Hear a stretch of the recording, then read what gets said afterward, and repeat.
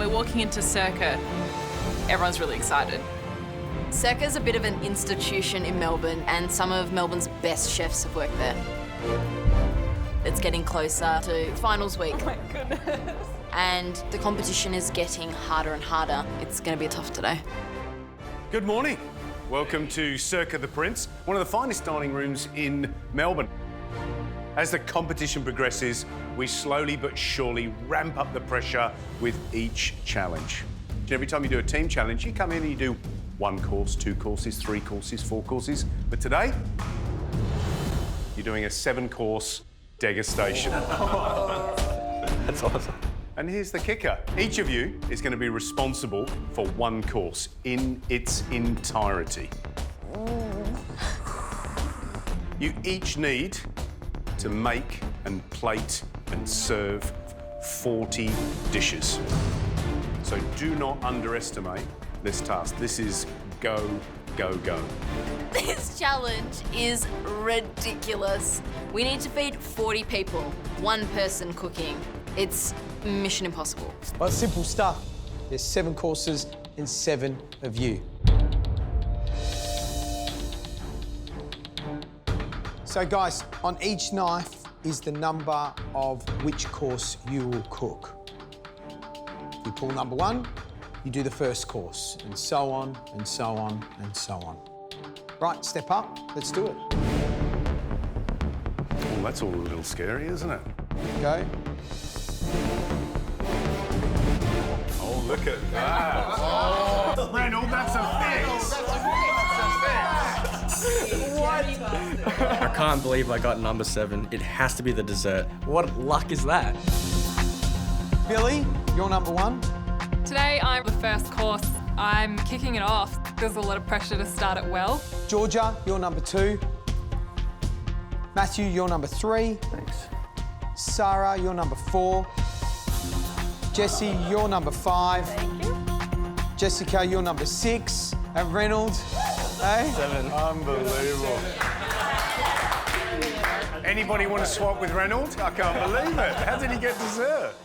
Degustations are like the Premier League of dining. If you go to any of the top restaurants around the world or Australia, that's invariably what you're going to have. It allows a chef to show off a whole range of his skills and to show you his philosophy in a number of courses.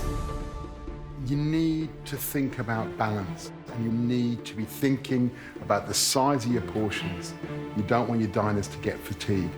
I really want to do well today. I'm excited about this challenge. Plating up for 40 people all on my own would be a huge achievement in this competition. Right, the rules.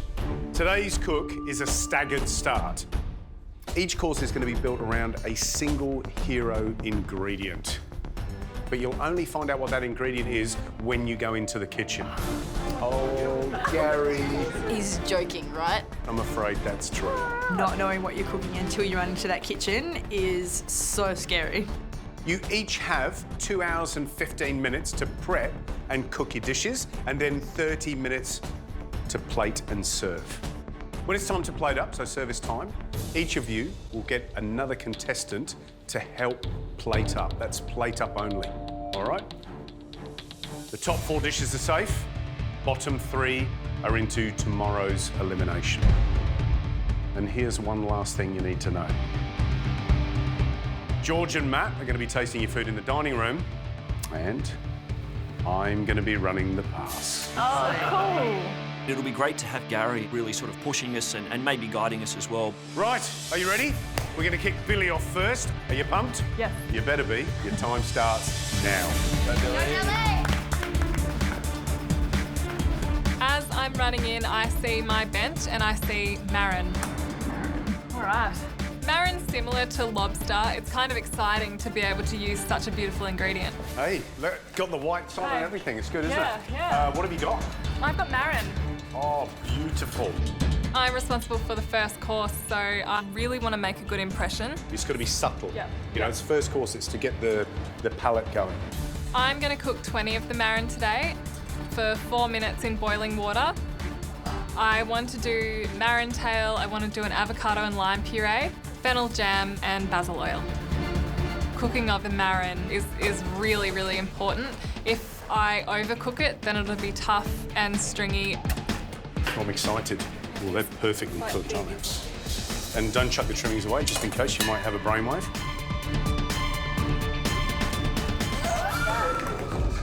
I reckon it's going to go so quickly. It will. Just 2 hours and 15 is not much. It's going to go bam. Don't freak out. You've got a stressed face on. Right, action stations. Georgia, Yes. you're in. Let's get ready. She's under pressure. Love it. Hi, Billy. Hi, George. What am I cooking with? Celeriac. Oh my gosh. Oh dear, it's celeriac. Okay. Celeriac is a root vegetable. It's kind of big and ugly, but it's all white flesh with kind of a subtle celery flavour. It's not a vegetable that I like. I'm definitely feeling the pressure right now. This is an intense challenge. I can't get soup out of my head and I just keep thinking soup, soup, soup. I'm doing a buttermilk and celeriac soup. I'm so relieved that I've come up with an idea and that it can be made really quickly. But it's not that inventive, it's not that creative. What's the clever element? You know, like, what's the thing? What's the thing? Where's the thing? Yeah. Otherwise, it's a bowl of soup. Gary questions whether soup is exciting enough. It's got to be fantastic, it's got to be exciting, it's got to make people want to eat it. So I better come up with something. Are you ready? I think degustation is such a great way of eating food. It allows you to have a lot of different courses and explore different tastes, different flavours, and have a theme running through a menu. So I have tuna, excellent. We've got 40 guests coming in, so that's a lot of food, not much time to prepare. I want to keep things as simple as I can. Tuna looks really good. Billy's got marron and she's going to have a cold dish. Georgia's got celeriac and she's making a soup. So I need to make sure that my dish kind of tries to fit in with what they're doing. Rightio. How's it going, Gary? I'm good. I get the good job, don't I? Yes. So what's the dish? So I've got tuna, and I'm going to make a little ceviche. So just dice the tuna, have a little dressing, some vinegar, olive oil, crush some garlic, some anchovy, with a little salad of macerated rhubarb and orange segments. Nice. Right, loving this. Next! Oh, my worst nightmare. What would that be? I hope it's not a poultry, just because it's quite fiddly. I'd almost want to just like walk straight out if that was it. Come on, Sarah, you're up here. Do you want to know what you're cooking with? Yes, I really do. Oh no! Quail. No! Why? Oh, I'm not happy about quail. I didn't want a poultry, and the quail is probably the most fiddly of them all. Well, there's nothing I can do. I just have to suck it up and deal with it. It is incredibly important to keep things simple, but it needs to be punchy with flavour. Today I'm going to be making a roasted quail with a miso and sweet corn puree. Oh, I do not have enough hands.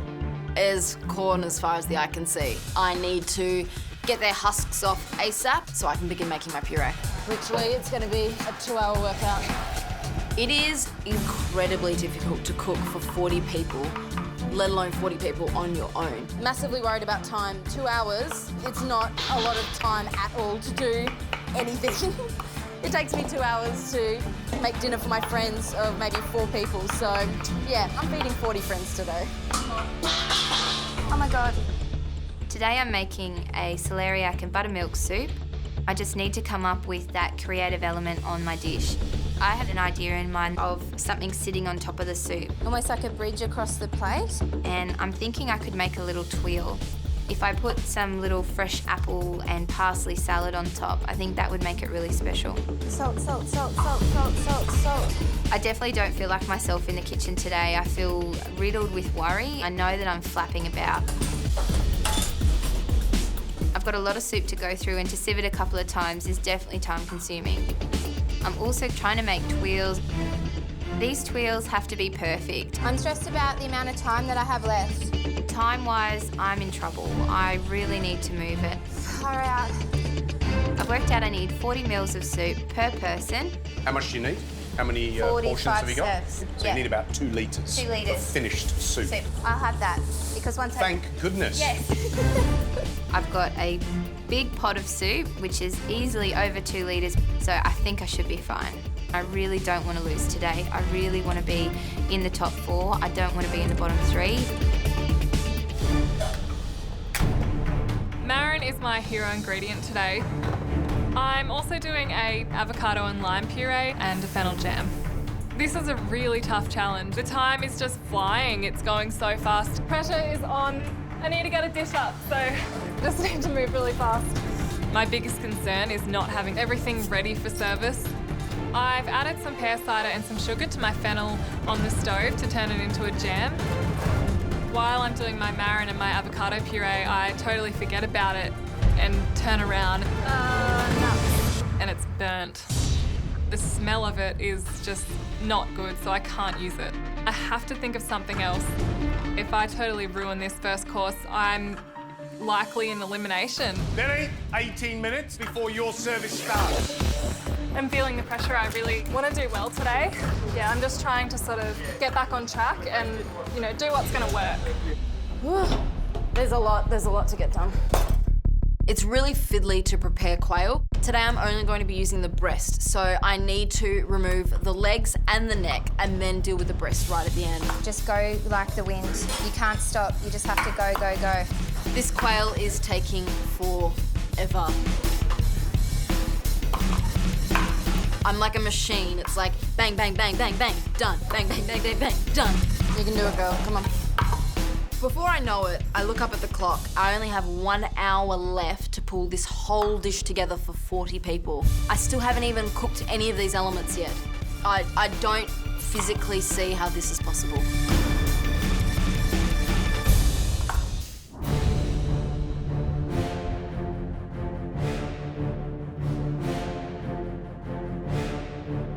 We're in such a beautiful place, Circuit. Today we'll be cooking 1 course of a degustation menu. Each course will be built around a core ingredient and we have to make 40 plates.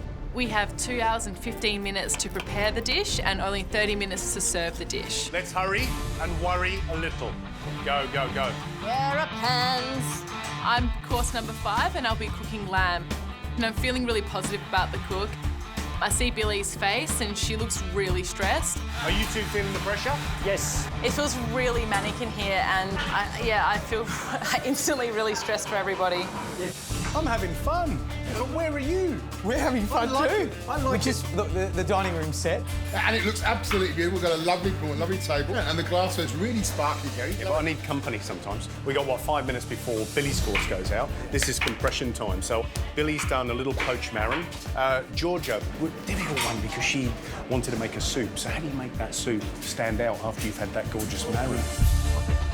Matthew, he's gone with tuna ceviche. He's got a rhubarb pickle. Interested to see how that rhubarb stands up. Individually, the elements are really good. Sarah, she's got quail. She hated the idea of that because now she's got to deploy some butchery skills, which she's not particularly confident with. Yeah, but if she nails that quail, people love it. So far, so good. I think we should go and sit down, maybe have a little glass of sparkling water. Enjoy. My fennel jam is burnt and I can't use it anymore. So I have to think of something else to put on the dish and I'm running out of time. And I see that I have some leftover marin meat that I could chop up and turn into a fresh marin salad. It's so stressful, there's so much pressure on, but I love it. Right, listen up, everybody. Diners are being loaded, all right? If this doesn't focus your mind, I don't know what will. Billy, you've got 2 minutes to go. Get your stuff up on the pass, plates counted and ready. I'm feeling under a lot of pressure. Good afternoon. And thank you very much indeed for joining us for this very special 7-course degustation lunch. Should we start? Hurry, hurry, hurry. We have half an hour to plate our 40 dishes and we have help from one of the other contestants. We might do. I am called up to start my help time and Billy has got her mise en place set up all beautifully. Billy? Yep. Let's go. Perfection. Let's see what we can do. Service begins and I want to get these meals out and I want to impress Gary. Come on, Billy. Come on, Billy. Come on. Service is all about firing yourself up, getting the adrenaline going, feeling good about the food you're plating up, getting that thrill. Billy is not a flapper, she's not a stresser, and her dish looks beautiful. She's just amazing. I'm in awe of her. I really love the pressure. I love how it works with me. It makes me sort of push on harder. Service, please.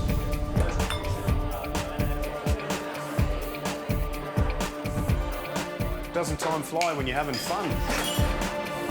I'm actually surprised at how nice it looks. You're doing well. It's a beautiful looking dish.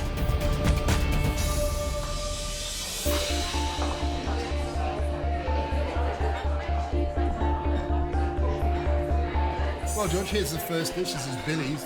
What a great way to start a degustation. Delicate, light, perfect size, I think, as well. You want to start with something, it's a warm day out there, something nice and fresh, and that looks beautiful. Obviously, Marin, it looks like it's cooked beautifully. A little avocado puree there. And what I love is that all the trimmings of the Marin has been used up to make a little salad. That's clever cooking. We asked Billy to get her first dish out by noon, 12 o'clock. People already eating food. Fantastic. Good to see.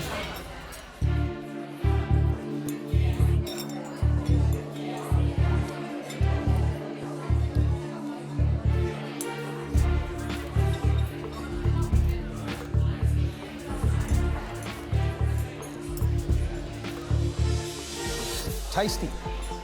I really like that little bit of soy in the avocado. I mean, that just gives it some savouriness. There's a little bit of a sweet citrus hit there as well. Yeah. At the end of the day, it's about one thing and one thing only, and it's all about the Marin. Yeah, good start. Great start. It was really light, beautiful and fresh. Yeah, I really enjoyed it. I really love the first course, so I think it's going to be a really high standard of food today. That's it? Done. Great. Brilliant stuff. Billy has sent her first course with 3 minutes to spare. Well done, Billy. That was amazing. That was seriously so much fun. There was so much pressure in the prep time, but that part there I love. It was great. Right, Jessica, your time starts now. Okay. You start cooking. Oh, Jess, welcome to hell. 666 plums. My core ingredient is lamb. Got an idea for the lamb, so I'm not feeling too worried. I think I'm going to do sort of a bit more of a main style dish, so I'm going to do some lentils. The lentils I'm using today take about 30 minutes to 40 minutes to cook. I'm going to err towards the side of 30 minutes because I want them to be a little bit al dente. What are you doing? I picked the lamb extra. I've got some lentils on.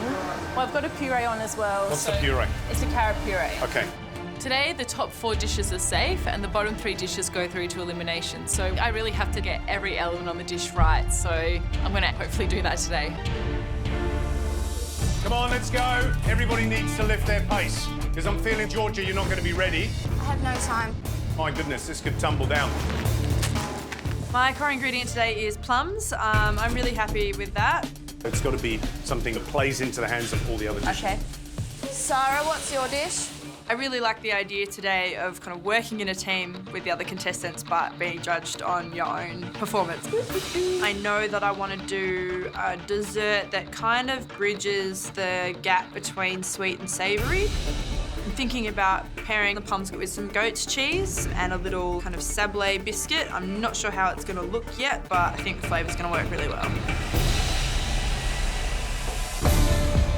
The soup is tasting beautiful. It's definitely subtle, but unless I get the other elements right, it's just soup. I pull a batch of tuiles out of the oven. Ow.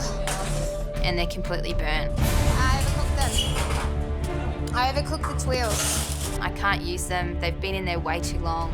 And that's like 9 tuiles that I'm down.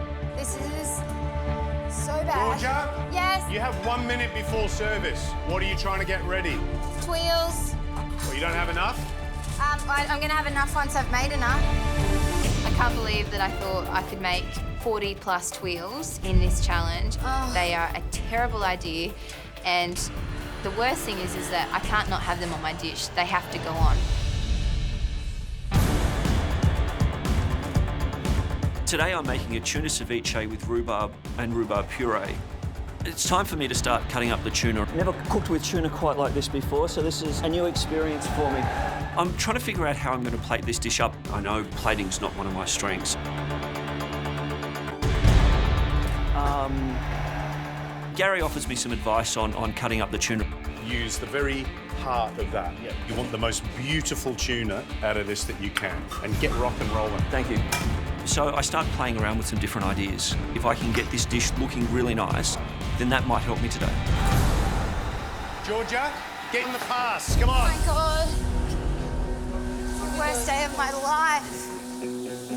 Come on, come on, come on. Come on, Georgia. I'm not ready. This is horrible. It's time for me to help Georgia plate up.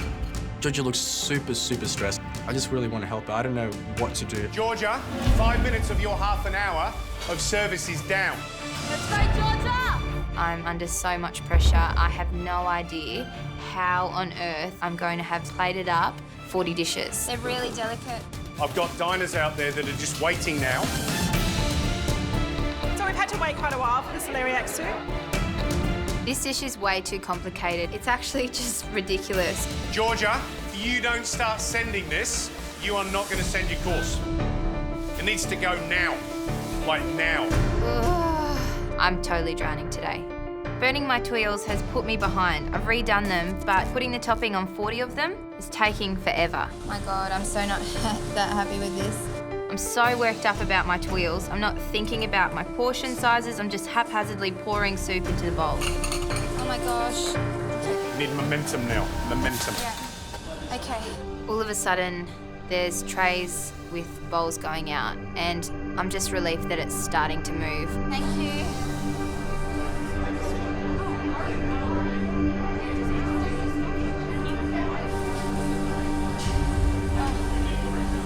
All right, how many have you got to plate up? 16 more. 16. Where's my soup? Have you got enough for 16? No, I haven't. I'm in such big trouble. Have you got more soup? Oh my God. I don't know.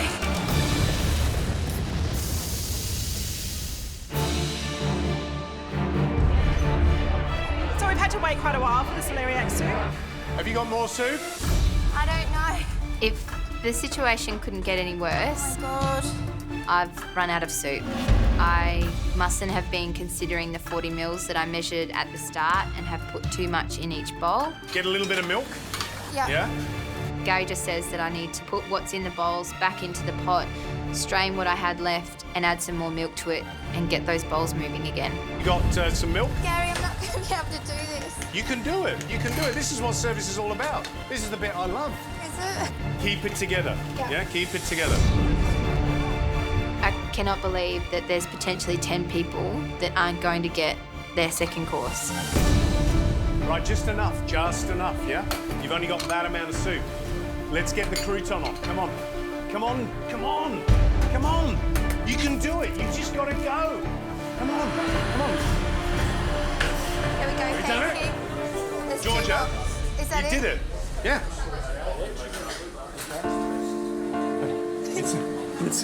You know what? It's all right. It's okay. I think you did a good job, all right? Okay. Yeah, it's okay.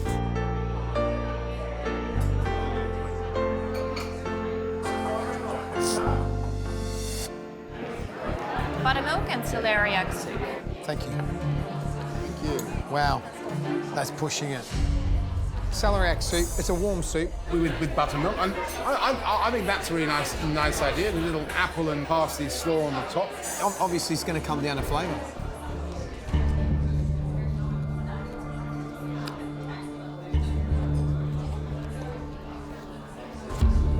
I think, you know, she's done a good job. I mean, I taste celeriac, I taste the sourness of buttermilk. I think it's a good little effort. I love the saltiness of the biscuit, but the thickly fresh stuff on top kind of interferes with the acidity of the buttermilk. Has it blown me away, this dish? No. Do I like it? Is it warming? Yes. Yeah. Yeah, the tuile was interesting. It was quite sweet, really sweet, and then it had the saltiness. The saltiness through it was nice, but the sweet flavour, just a little bit unsure to go with the soup.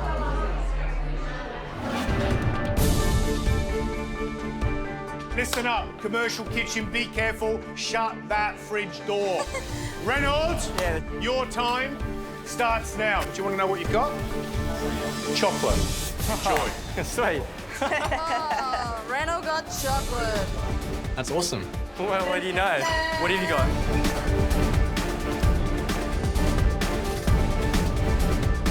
I've finally prepped the quail. I need to get them onto the pan, get a really lovely golden exterior before I put it in the oven and finish cooking it. So everything starts in the same direction. Oh, okay. And then you can choose when that's ready and go, right, I'll turn that one over, that one over, that one over, that one over. That one. It makes utter sense. Oh, no, come on. Just gotta think about stuff really wisely here. Who's next on the chopping block? Me. How are we doing? Have we portioned so we know? I've portioned everything. I'm pretty organised and ready for service before service starts. I've got everything portioned out. I've counted out my plates and I'm ready to go.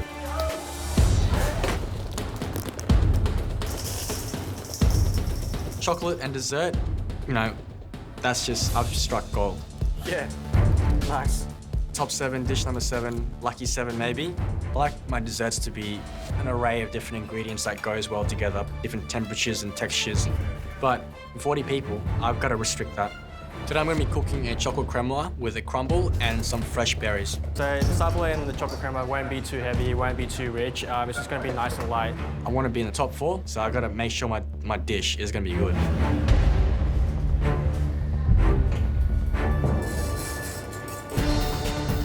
I'm really worried about the time for this challenge.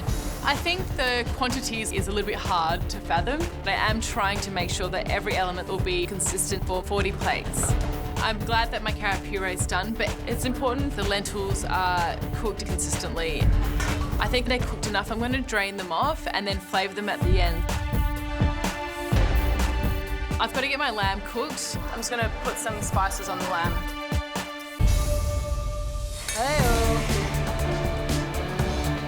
Matthew, let's go. Move your bum. Behind. I'm ready for service and, very pumped. You got spoons? Right. Are we starting our little production? I'm obviously in charge of my service today and I've got Billy to help me. It's just a matter of one element at a time and just get a system going. This is the best bit. Plating up. It is. Next lot, Billy, next lot. Let's go. You got to get those hands going faster. If you go direct from above, it's not going to squidge everywhere. That's great, Billy. I want all of these dishes to look exactly the same. 7 squares of tuna, pipe the rhubarb puree, pipe the creme fraiche, finish it off with the fennel fronds, ready to send out. Gary, I've got 10 ready. Do you want me to send them out? Yeah, if you're happy. Yeah, I'm happy. You go, big fella.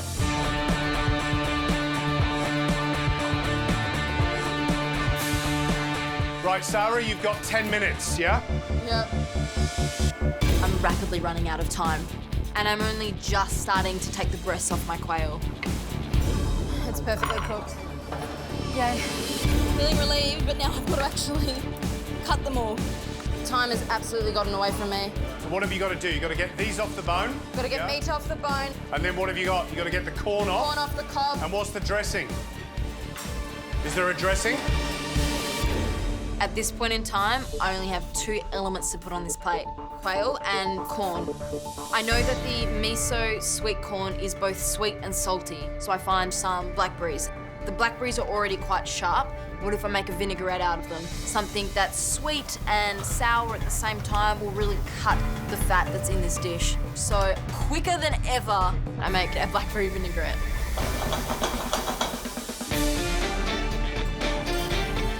Thank you. Good stuff. Service is over, all of the plates have gone out. Hey. Well done. And I'm just relieved that I got everything out on time. Thanks, Gary. Gents, tuna ceviche with rhubarb. Thank you.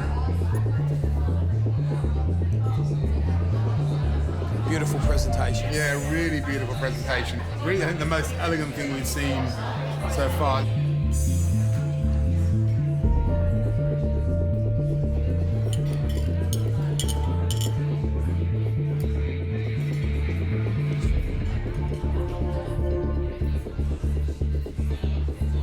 Funny dish, isn't it? Everything sort of works. This is Matthew. This is Matthew that plates you know, stack, stack, stack. And suddenly we've got this beautiful, elegant plate of food. That is degustation to a T. Heaven, really good. Great job. The tuna was absolutely divine. It's my favourite meal so far.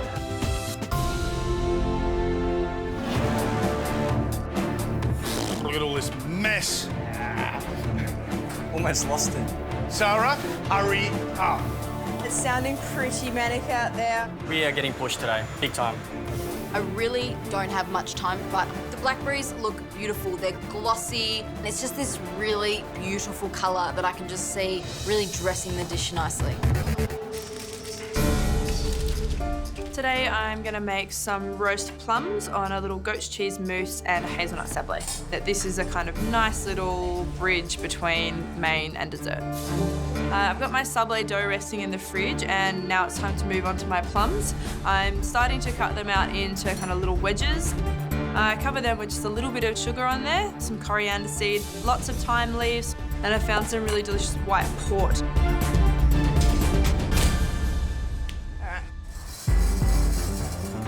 My core ingredient's chocolate.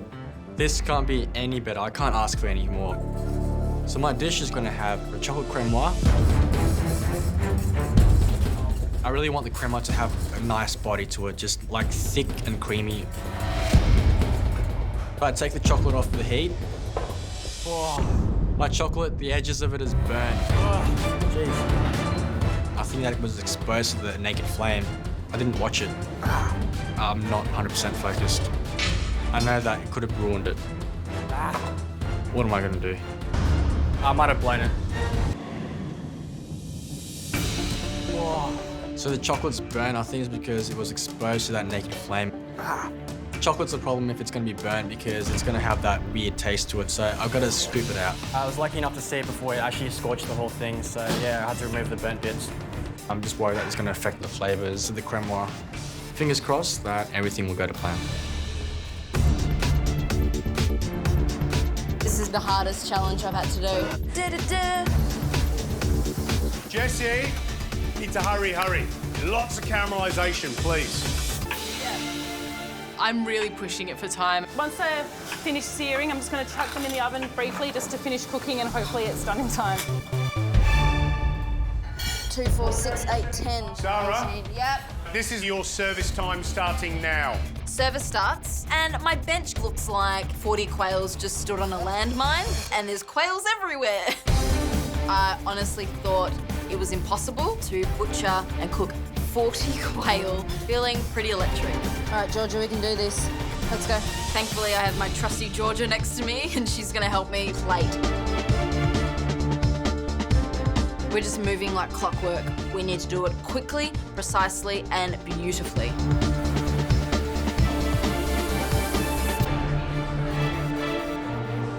Thank God I did this vinaigrette. Georgia and I are making these plates fly out of the kitchen. Before I know it, we're done. Thank you so much. I think it's just these two. Jessica Reynolds, just so you know, this is how you do it. 10 minutes to spare on service. That's not bad. Well done, Sarah. If I'm safe today, I will go absolutely bonkers. Gentlemen, roasted quail. It's done with a miso corn puree and blackberry vinaigrette. I've got to say, there's something rather pretty about that. There is. Well, that's what degustation's about. It's about all that accuracy. It's about everyone consistently getting the same plate. Look at that. Look at that. You get 2 blackberries, same amount of corn. Shall we? Yeah.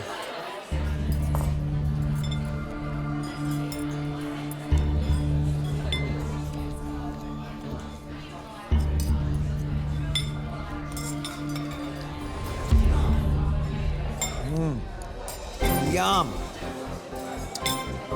That is delicious. That's the best dish we've tasted today. Quail cooked perfectly.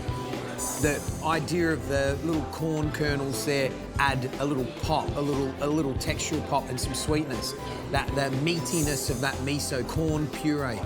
And then those blackberries that have slightly been warmed, that slightly got a nice little heat through them, just give you this acidity and freshness. It's such a delicious, clever, yummy dish. Siren's done a brilliant job. That is a top plate of food. There have been some amazing degustations served in this dining room. For me, this dish can stand quite happily in that kind of company. 100%. The quail was beautiful. The corn and the puree was just delicious. I would never have thought of that combination to put together. It was magnificent. The blackberries were absolutely superb with the quail, and it was just beautiful. Beautiful dish.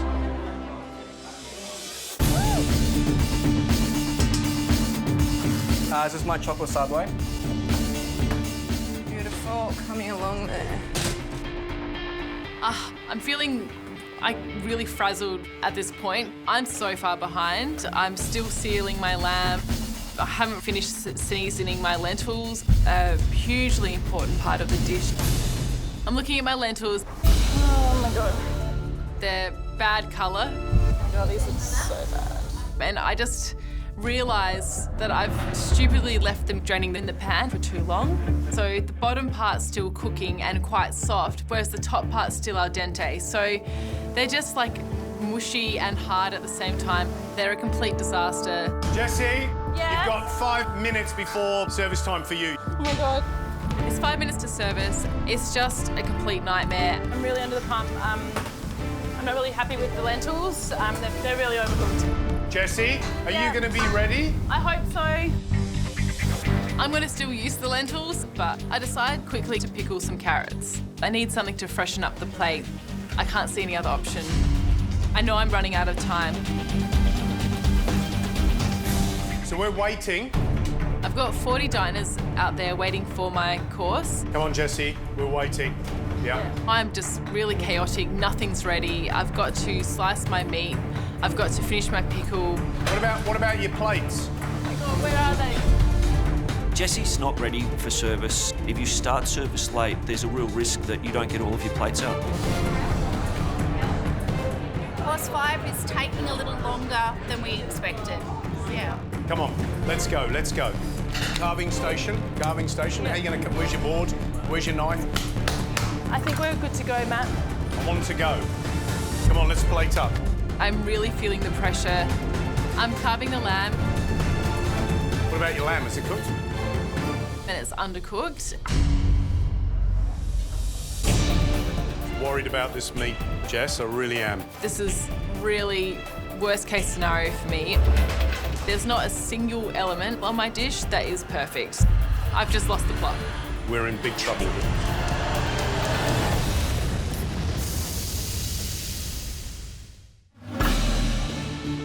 I'm carving the lamb and it's just a little bit too underdone.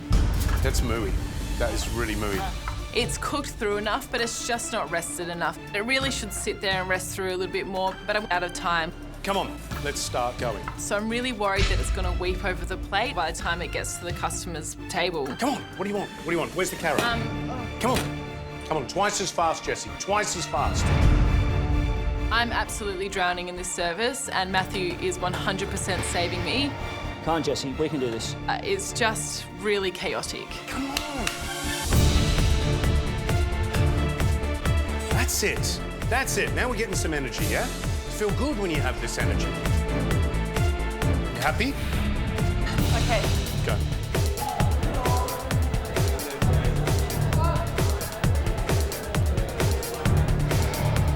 We need to motor, yeah? You need to motor. Keep it going, Jessie. Keep it going. Keep it going.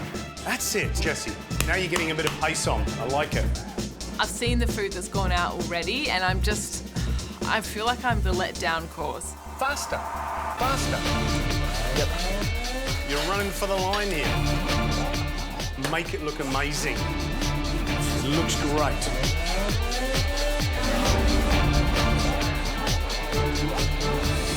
I'm barely surviving service, but I've managed to pull through. Yes, 1 minute to spare, and Jessie does it. Oh, well done, my darling. Well done. I feel really, really disappointed in myself.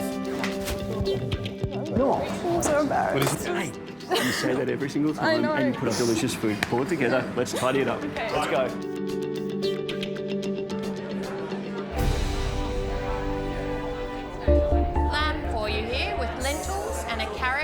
orange puree. Thank you. Well, very pretty, but also very late. Do you like the dish? Little things, you know, there's already, you hate that. you know, the lamb hasn't been rested through, so there's blood on the plate. Lentils look slightly overcooked, and I'll be interested to see how the combination of flavour goes.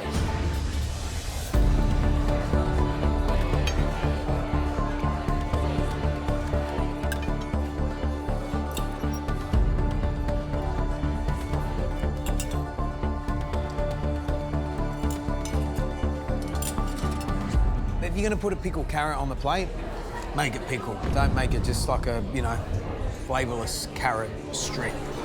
Just little details, resting the lamb correctly, cooking those lentils where some of them are crunchy, some of them are overcooked.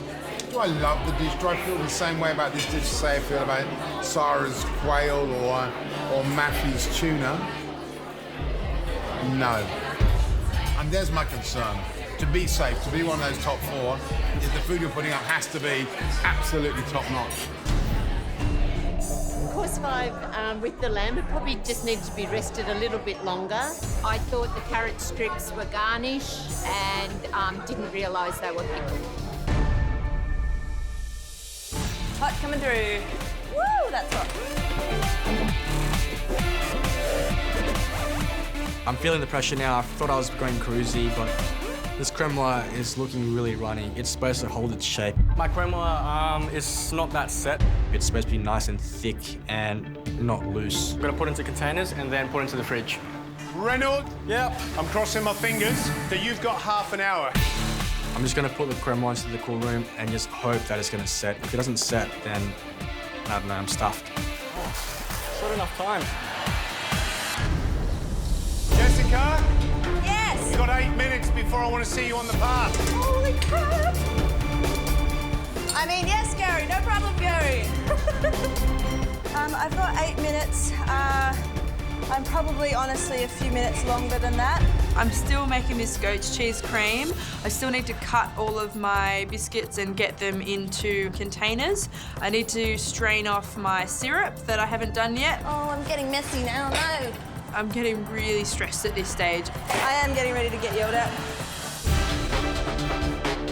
Hot, hot, hot, hot, hot.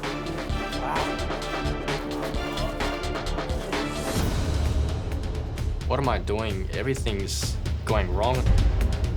I'm pretty nervous now because pressure is really getting onto me. That creme brulee is still running and I've got nothing else to thicken it up with. I've just got a lot of things to do. I'm just waiting for my creme brulee to set. If it's not set, I've got to go with it.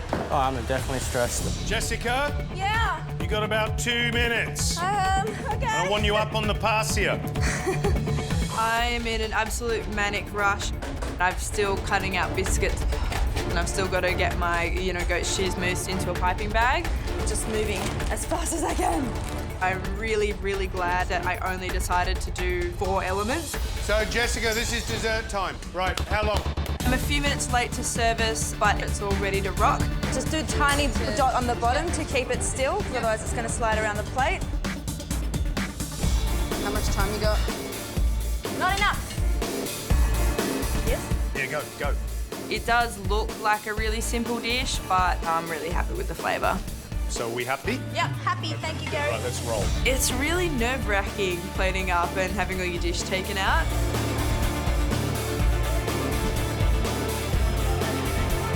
Right, come on. We need to push it. Come on, come on, come on, come on. Look good. I'm really hoping that the judges get that kind of savoury idea that I've gone for. If anybody's going to, it'll be those guys. But, there's always that little doubt in the back of your mind that goes, ooh, have you been a bit weird? Is that it? Lovely. 4 minutes to spare. Well done.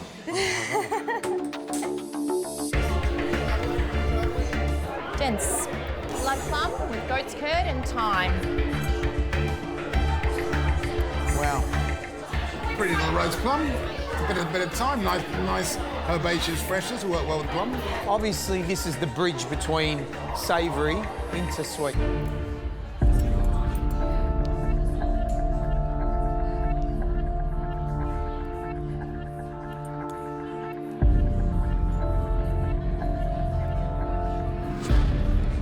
Love it. Because it's biscuity, buttery, sweet, and slightly savoury, and for me, it's a perfect bridge into dessert. Does it show much technique? No. My only question would be, I think the plum's a little bit over-roasted. It's becoming a little bit jammy. Where does it sit in that order? I don't know. You know what? We've got one last dish to come. We've got Reynolds' dish to come. If Reynolds does a good dish, who knows what could happen. Come on. I'm feeling pretty stressed. I've got all my stuff ready to go for service. Right, Jesse, come on, need you on the pass. Come on then, let's go. The creme was too runny. It's like a sauce. What's next? The soil. Right, come on, Reynolds. Soil, chaser, let's go. I'm happy with the sablé and the lime fresh. I know that I could impress them with the flavours and the plating. Ooh, look at that. Quickly, get the crumble on, fill up the strawberries, put the cream on. It's really nerve-wracking. You look like a professional team there at the moment. I don't know, the flavours taste great. Maybe I've got a chance here. Come on, Jess, let's go. You've done this already, you know how fast you gotta go, right? Service, please. Yep, it's good. Yep, these two ready to go. Yep, ready to go. Yep. Come on. Go. Come on, Reynolds, let's go. Come on. Right, let's go. 10 more. Move it. The last little push, Reynolds. All that hard work, huh? Nearly there. Last few seconds. Boom. Done. Well done. It was a dream pick that I got dessert, chocolate, struck gold, but I think the pressure really got to me. I might be in a lot of trouble today.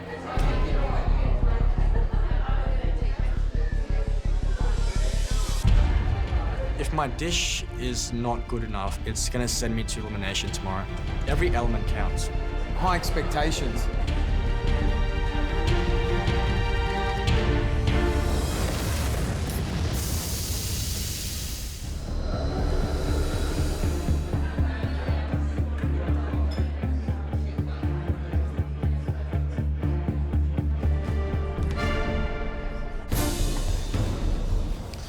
Well, this is obviously Reynolds' efforts. Dessert, final dish of a degustation.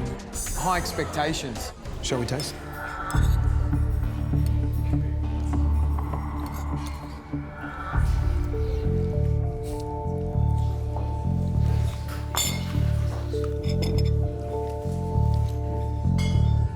I'm happy that there's only 3 or 4 items on the plate. I love that, and that's what I love about a degustation, right? But each of those items need to be thought about. That custard on the bottom's a bit too loose. The crumb, there's so much crumb. I want crema to be a real, really super light and super intense, and it all tastes a bit nursery. It tastes a bit nursery pudding to me.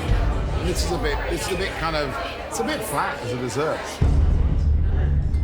Well, I think we know who's done the best job in terms of the dish we've tasted.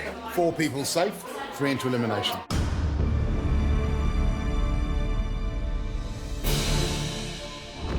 The first thing that comes to mind on a day like this, after a big challenge like that, is how far have you all come? It's extraordinary. I mean, big day, 40 covers, a 7-course degustation menu, and the 7 of you, honestly, nailed it. But at the end of the day, it comes down to the results. Gary, how'd they go in the kitchen? Well, overall, you know, it was a real pleasure to work with you guys in the kitchen and see how far you've progressed. You know, your organisational skills, etc., have just gone through the roof. Chalk and cheese from the start of the competition. But when I talk about successes, there was some great performers in the kitchen. Billy, you were just organised and calm from the get-go, and it was a real pleasure to watch. Just your, handling ingredients and cooking and cleaning up and all that, so brilliant job. Sarah, I really thought that you weren't going to make service at all. I mean, it was a massive task to take 40 quail, butcher them, seal them, get them roasted, get them off the bone, and then crack on with all the other jobs that you had to do to make that dish work. Yep. Well done. And Sarah, thank goodness you did, because in the dining room for George and myself, that was the dish of the day. No way! Absolutely, way.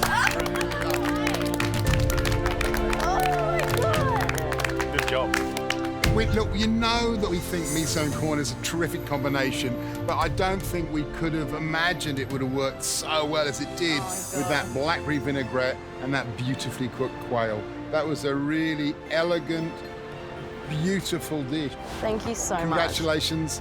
That means you're safe. I'm ecstatic. I'm just so happy and really proud of myself. Wow. Right, let's look at the rest of your courses in order of service. Billy, your Marin, fresh, bright, the perfect way to start a degustation. And that's why you're safe. Congratulations. Good job. Next course, Georgia. That combination of celeriac and buttermilk was a great idea, but the execution was lacking. Georgia, I'm sorry, but you're in that elimination. Yep, I knew it. Matthew, that rhubarb puree looked and ate, to use George's words, beautiful. Well done, you're safe. Congratulations.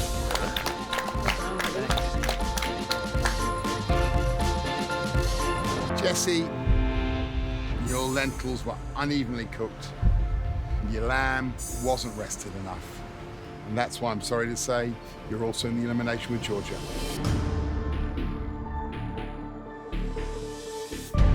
So it comes down to the two desserts, and sadly, only one of you can be safe, Jessica or Reynolds. One of those two dishes really stood out for us. We love that simple combination of fruit, biscuit, and cream. Congratulations, Jessica, you're safe.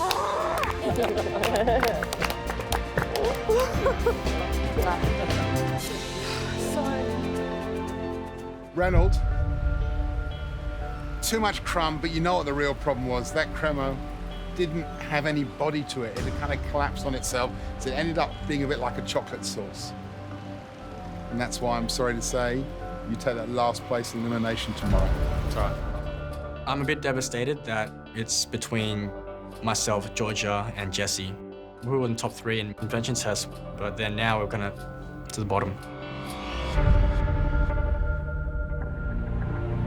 You know what? Whatever the result today, I think the 7 of you should be proud and be upbeat because you've done some great stuff today. Georgia, Jesse, Reynolds, we don't want any of you guys to go home. But it's time to focus, and focus now. The fact that 3 of us can be at the top of our game a couple of days before, and now today we're at the total bottom of our game, is terrifying. It really does go to show that anyone can win this. Rest up, put that determination into play, and we'll see you in the kitchen tomorrow. Off you go, guys. Well done today. Good job. Well done, guys. Well done. Next.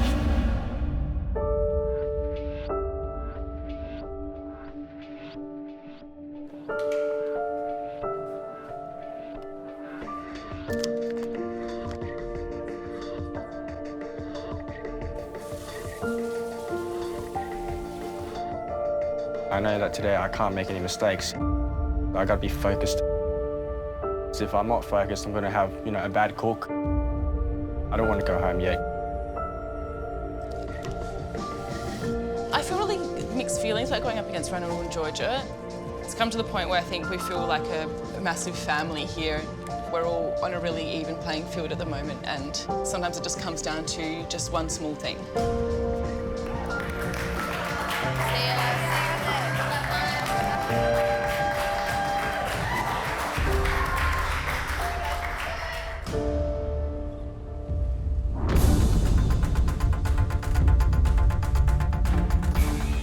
It'd be completely devastating to go home today. I'm realising how lucky I am to be here. I don't want to give it up. I want to fight for it. Let's do this, guys.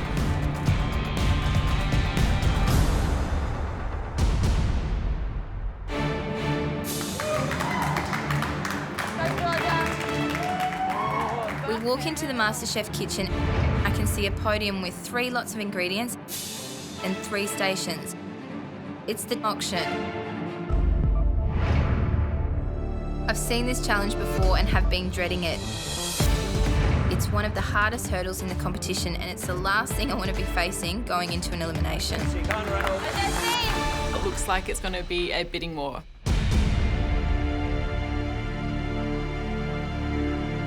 No points for guessing that today we're revisiting a little MasterChef favourite, which is the infamous MasterChef auction. One thing's for sure, by the end of today, we will have our top 6. 2 of you will be part of it, and sadly, 1 of you won't. Right, let's get down to business. There's 3 categories here and 3 choices in each category. The idea is simple. You bid for the ingredients that you want, but obviously not with money, with time. Each of you start out with 100 minutes. The more you spend, the less time you have to cook with. One last thing, you can only bid in lots of 5 minutes. You got it? The currency for this auction isn't money, but time. And that's invaluable in the MasterChef kitchen. So, we're going to be very strategic in our bidding today. So, over here, proteins, chicken, eggs and sardines. You each bid to get 1 of these. If you do get it, you have to use it. Yeah? You understand? We're only allowed to use 1 of the proteins, and looking over, my eyes are locked on the eggs. I've got to do a dessert today. I'm going to go for that one. All I'm seeing in front of me is that beautiful chicken.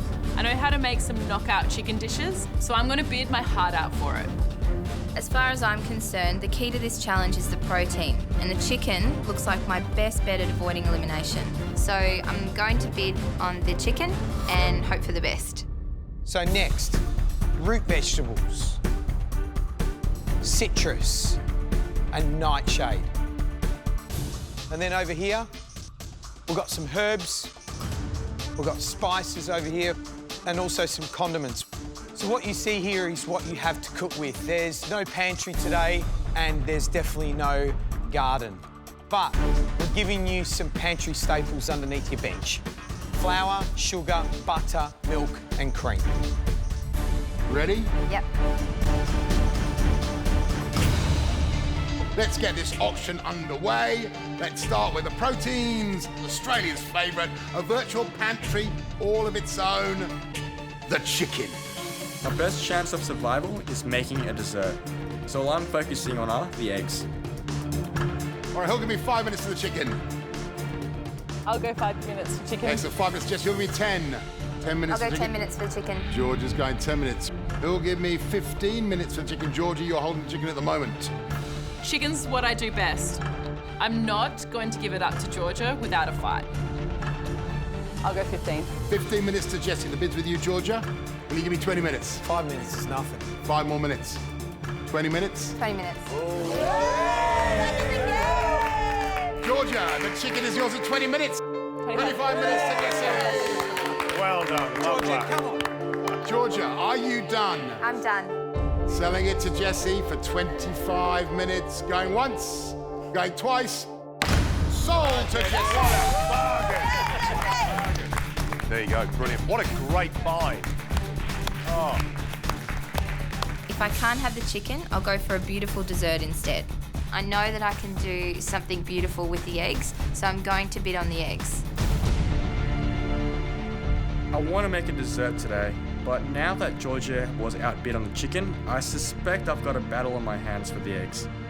We knock down the next protein, the sardines. Remember, whatever you buy, you have to cook with. Who'll give me 5 minutes for the sardines? Georgia. Oh, no, no. Oh my God, I just put my paddle up for sardines. No, I thought you... I heard eggs, but you said sardines. I'm totally freaked out. I wanted to make a dessert, and how am I meant to do that with sardines? I was meant to play to my strengths today. I'm an idiot. I should have been concentrating more and not caught up in my own thoughts about all the things I could do with eggs and bid on sardines. So I'm just going to go with it. Maybe there's some weird twist of fate that I'm meant to cook with sardines today. It's all right. I'll take them. I put my hand up. It's an auction. Right, Georgia. Yep. The sardines are yours for 5 minutes. That's all right. That is rock and roll. That's pretty cheap. Cheap, cheap, cheap. The rules are the rules, and I don't have a lot of experience cooking with sardines, but I'm going to have to own this and come up with a dish good enough to save me today. That means, Reynolds, you get the eggs for free as the last protein. And there's no one left to bid against you. I can't believe my luck. I was ready for a bidding war, but instead, I've got the eggs handed to me for nothing. Right, so at the end of round 1 of this time auction, Jesse, you've got a chicken and 75 minutes to cook it in. Georgia, you got sardines and 95 minutes to cook it in. Reynolds, you have got 100 minutes left on your board and the eggs. So moving on to the fruit and vegetables. We're going to start with the nightshades. I never wanted to cook with sardines, and I've somehow ended up with them. Standing there looking at the nightshades, I know they pair really well with other fish I've cooked before. I need to make sure I outbid the other two if I have any chance of saving myself today. I'll give 5 minutes. Okay, the bid is with Georgia. Jesse, Reynolds, will you give me 10 minutes for those nightshades? Jesse doesn't want to move. Reynolds? Well, you know what? That is beautiful. That is fate. Georgia, the nightshades are yours. Thank you. I'm happy with that. For 5 minutes. I've only spent 5 minutes and I win the nightshades. I couldn't be happier. How delicious would our next lot, the citrus, be with those chickens or those eggs? I know I'm making a dessert, and I've got a code in mind that citrus would really help. I'm going to fight for that basket. I definitely want citrus. 5 minutes to Reynolds. I'll go 10. 10 to Jesse. Reynolds still got his full 100 minutes, and I know that he definitely would want the citrus. He always says how much he would love citrus in a mystery cook, so I'm going to try and bid him up a little bit, just so he doesn't have the full 100 minutes to cook. Reynolds. 15. Quick. 20. 25. 25 to Reynolds.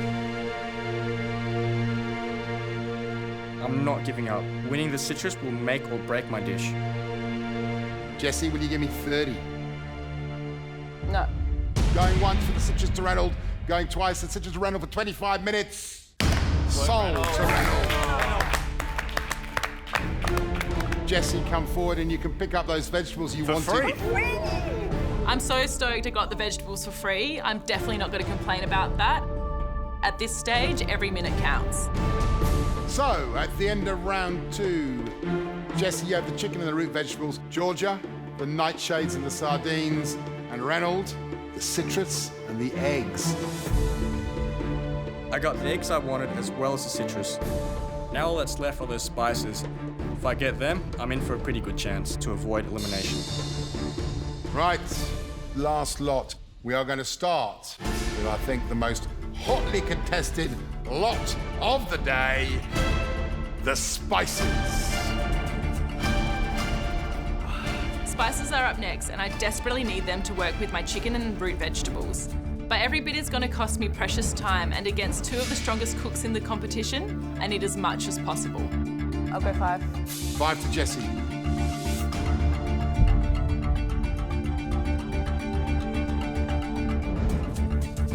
$10 to Reynolds.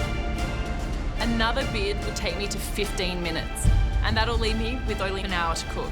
And that's seriously pushing to get that chicken cooked to perfection.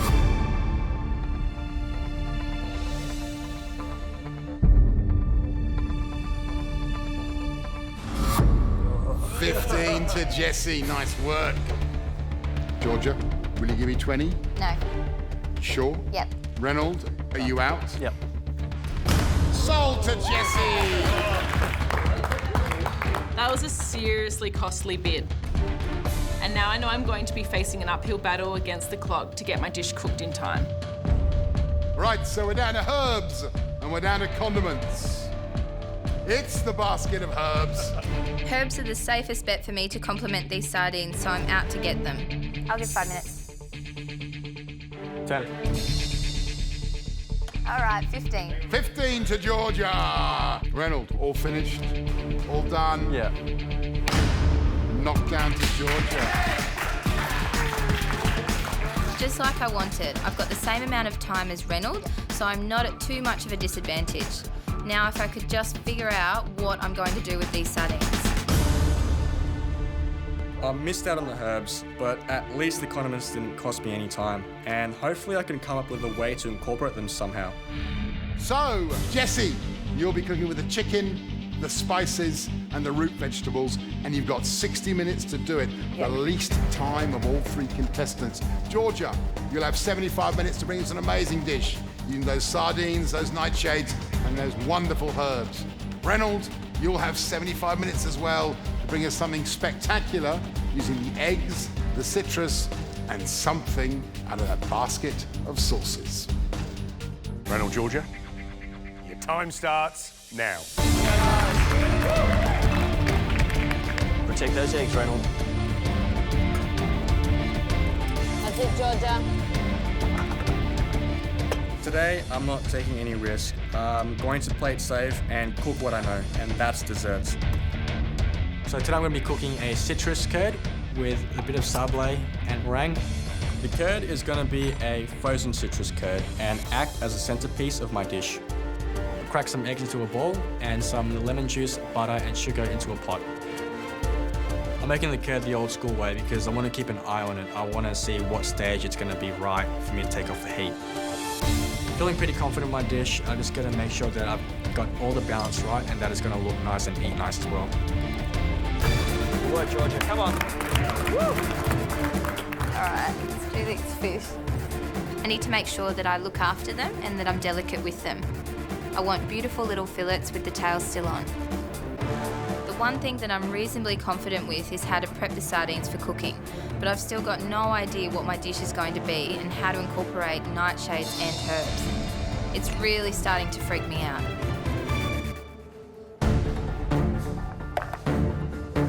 Reynolds, we know that you're good with dessert, yeah? You set a benchmark with that coconut dessert the other day. That was one of the best desserts I've tasted in MasterChef since we've been on this show. You have got the perfect score. Wow. 30 out of 30 for that dessert. Absolutely brilliant. What's the dish? So I'm thinking of doing a frozen citrus curd with meringue and sablé crumb. You know, we've seen you do meringue, we've seen you do curd, you know, and I'm not saying don't do it. I'm just saying, what else can you do? If I'm going to survive today, I can't just plate up any old dessert. I have to come up with some kind of innovative twist to push my dish over the edge and really blow the judges away. If I don't, I'm done for. How are you going to cook them? Not sure yet. I've almost used up 15 minutes and I'm still filleting these bloody sardines. Hello. I thought I'd jump in to have a look. What's the dish? I'm not really sure yet. I'm kind of thinking about it. I want to...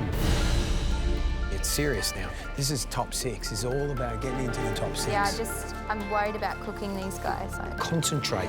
One dish, you've got to stand up and be seen because you want to save yourself. Obviously a lot at stake. Yeah. I have sardines, nightshades and herbs and still no idea how to bring them all together in a dish. If I don't think of something fast, then I'm going home. What's the dish? I'm not really sure yet. I'm kind of thinking about it. I'm starting to lose it. I still haven't figured out how to combine my nightshades with my sardines and herbs. I'm just going to keep pushing and hope inspiration strikes soon. I'm worried about cooking these guys. Don't overthink it. Okay. Thanks, guys. Thank you. That one's ruined.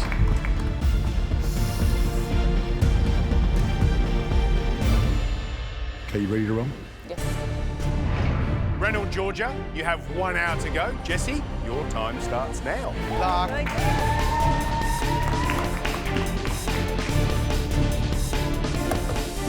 Today I'm going to cook my chicken on the crown with a nice sauce and crispy parsnip chips. I know I've only got an hour to cook and I should really be getting onto that chicken as soon as I can, but if I don't put my sauce on first, it's not going to have enough time to infuse with flavours, so I've got to get that on the go straight away. The first thing I need to do is break down my chicken and just get lots of vegetables caramelising so I can make the sauce as flavourful as possible. It's only while I'm making the sauce that I realise that I'm missing some things that I always use in the sauce. So stock is definitely one of them. But even verjuice and vinegar, I usually like to brighten the sauce with a bit of acid, and there's not really any acid for me to work with today. So instead, I'm going to use some of my spices to try and add more of a punch to the sauce. I'm going okay so far. I need to get moving a little bit quicker, but I've got lots of things happening. I can see that Jessie's putting a lot of spices into her sauce, and with less than an hour to reduce it, I'm worried that they won't cook out and it could end up quite bitter. But at the end of the day, Jessie knows her way around a kitchen, so fingers crossed it all works out. I'm still trying to come up with a way to make my dish really pop and stand out. I want to take it from just another dessert and turn it into something special, but nothing is coming to mind.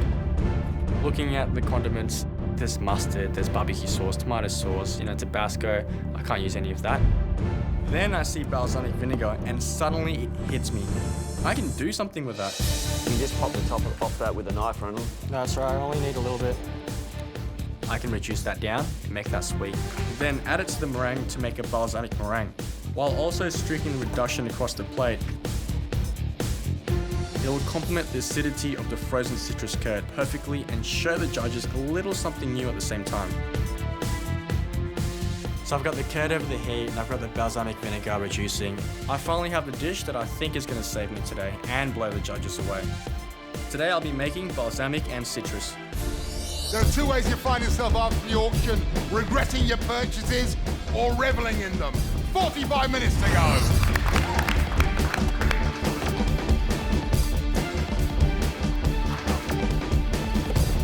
Come on, Jessie! What do you reckon? Start with Georgia. Concerned about Georgia.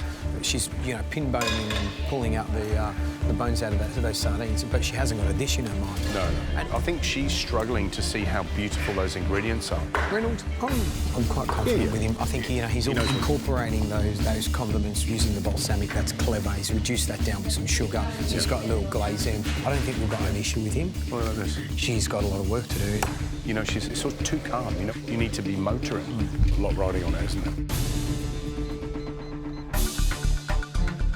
I've spent a lot of time trying to get that sauce right, and now it's in the pressure cooker. I can finally move on to the chicken.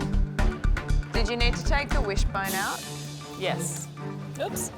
You've got to be really careful when you roast the chicken on the crown because it does need time to rest through. You don't want to cook it all the way through and then the extra heat overcook it. So you've almost got to undercook it a little bit and let it seep through. Should I take the neck out, do you reckon? Nah, leave it. Now get it browning. Beautiful. Get some more oil in your pan, and then go breast, top in the oven. And remember, right up against the side so you get the full contact with the pan. Beautiful. Lovely. Next one. Just a tiny bit longer. Now, Jessie, you know the deal. Clarity, clarity, clarity. Are we clear? Do we know what we're doing? Are you excited? I am excited. I'm really happy with the flavours I got going on in my sauce, and my chicken's in. You know what my real concern is? In previous seasons, you could do traditional beautifully and it would be enough. And my concern, and it's because you've got such beautiful ingredients that we're all familiar with. Yeah. How are you going to make us go, whoa, we're going to need to see more?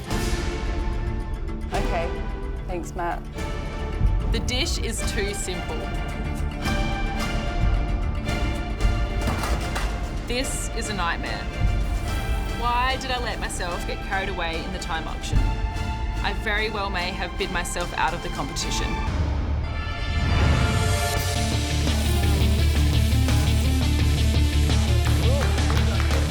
Matt suggested my dish needs a little something more to make it stand out against Reynolds and Georgia. Noted. So I'm going to make a caramelised parsnip puree because I think it'll be a really nice flavour. It's something a little bit different to a regular parsnip puree that might just be something a little bit different on my dish. I'm still freaking out. While I may have come up with an extra element, I haven't gotten any extra time. And my chicken is still sitting there waiting to get into the oven. So I need to make this puree as fast as possible. My race against the clock has only gotten tighter. Is that puree in a position you can start blending it? Because you've still got to pass it and everything. I just looked at it before. Just because the chicken's going to take up your time in the next couple of minutes, so if that can start pureeing. Yeah, they're not far off. I don't know where Jessie's head is at. She should have had that chicken in the oven at least 10 minutes ago. She's really, really pushing it if she thinks she's going to be ready to plate up in time. What do you got, 180? 180, yeah. Cool. Make sure you get that sauce. Beautiful. What's your pressure cooker? 1 minute. You are cooking for your place in this competition. 30 minutes to go. Come on, come on, come on.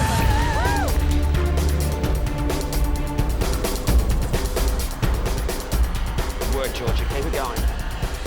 The issues with the ingredients I've bought at the auction today are that I have very limited acidic ingredients. I'm going to use tomatoes to make tomato vinaigrette to dress my sardines.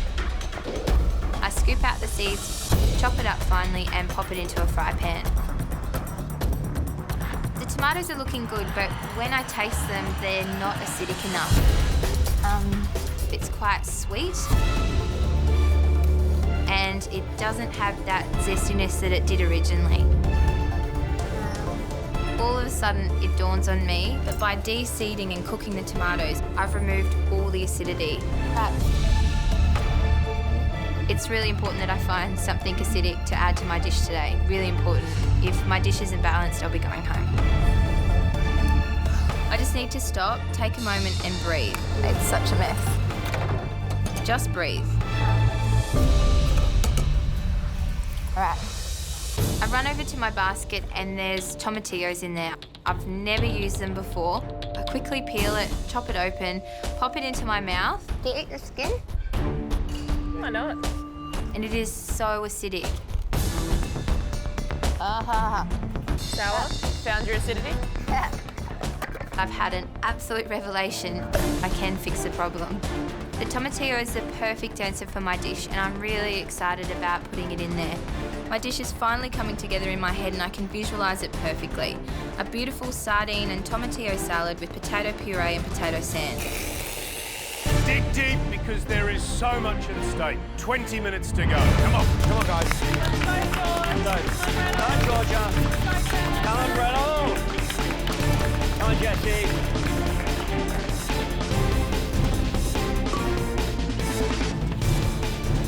I look at my curd, it's done. Looking really hot, and I get it off the heat. I've got to freeze this as soon as possible. I put the curd into the tray. And I think I might have filled up too much, and that might affect the freezing time. A bit worried about the curd, but I'm just gonna put the curd into the blast chiller. Hopefully it's gonna set in time. Good job. Happiness? Yeah, it smells nice. It's time for the sauce to come out of the pressure cooker. I have a taste and I'm worried it's a little bit too acidic. It's taken me so much longer than I expected. I don't have time to overthink it. I just have to keep pushing and just balance out my sauce. It just needs to reduce down to get a better texture and then I can just finish it off with a bit of butter and a bit of cream. Okay, so what's next? My sardines are in the fridge, my tomatillo vinaigrette is looking great, and I've finished my potato puree. Now to get on with the potato sand. I'm going to put some chopped up potato into a food processor. I pulse it until it becomes nice and fine, and then take that and put it onto a clean tea towel. I take the potato out of the tea towel and put it into a bowl and start heating up my oil to fry it in. All the moisture is taken out of my potato, and once my oil's hot, I just need to sprinkle it in. Need to make sure that when you're sprinkling the potato in that all the little tiny bits of potato stay separated, so when you pull it out you get that fine sandy looking texture. It tastes really good. My caramelised parsnip puree is not really pureeing as smooth as I would normally like. Definitely looks a little bit grainy, but at this point I don't really have anything else to go with. So I'm just gonna go with that. And check your chicken. Yeah, chicken's next. Good. 10 minutes to go. You've got to push, push, push. Let's go. Come on. Come on. 10 minutes to go and it's time to cook my sardines. Good job, Georgia. I really want to take my time and treat them with total respect. I spent all that time at the start of the cook filleting them and making them look pretty, so now I've just got to cook them perfectly. The sardines are absolutely beautiful and they'll cook super quickly. Cooking the sardines perfectly today means everything. It basically means my spot in the competition. If I stuff this up, I'm going home. Oh, his tail fell off. I get my chicken out.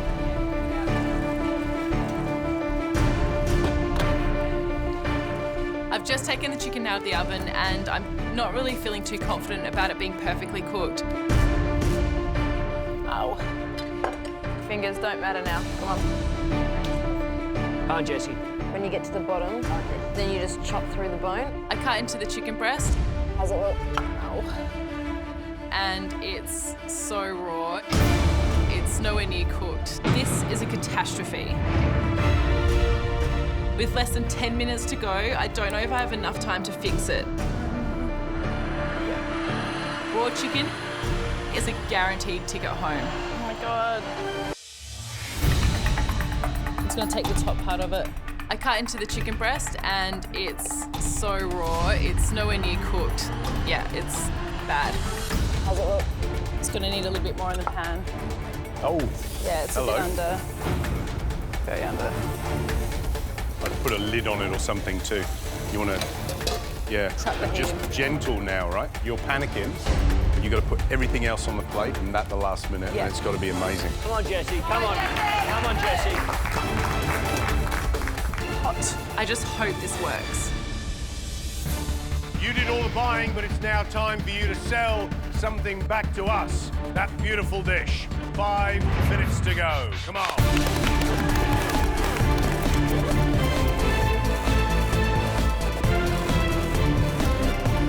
Check your subway, Reynolds? Yeah, it's almost there. Getting there. I've got all my elements done and I go to get my frozen citrus curd out of the freezer. This is going to be the centerpiece of my dish, so it's got to be perfect. The moment I look at it, I know something's wrong. I filled the dish with too much curd and now it's not frozen in time. Top 6 is so close and that's my goal. Things have to be right today. I'm completely lost. The center is still quite soft.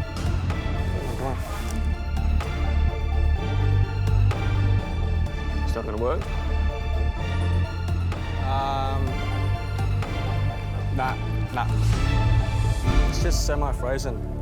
Stupid of me. I'm just trying to figure out what can I do. Should I still go with the original plan or just change it up? How's it looking, Reynolds? I just didn't get it frozen enough. Yeah.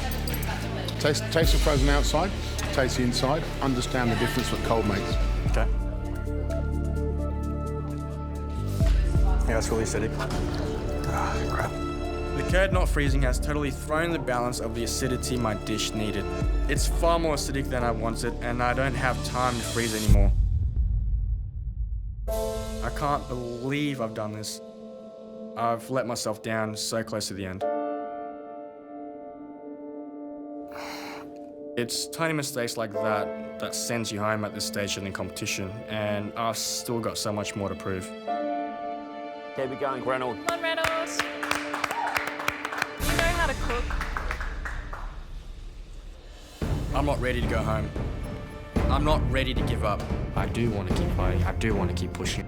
The curd not freezing, there's nothing I can do about it, so I'm just going to have to pipe it onto the plate as is and hope my other elements are enough to save me, especially that balsamic meringue.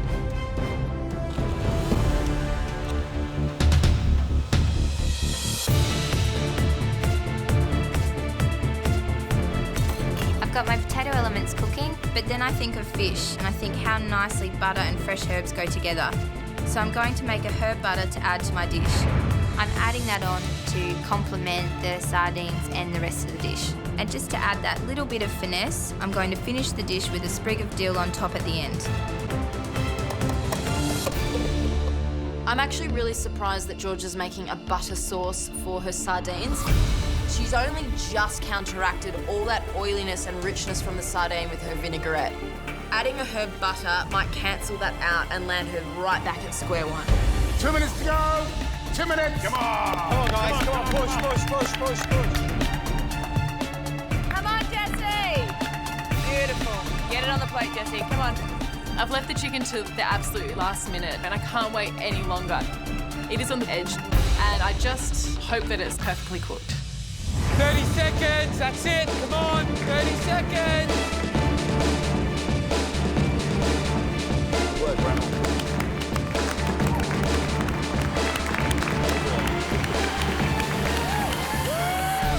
I'm adjusting this sauce right up until the last minute, trying to balance out this bitterness.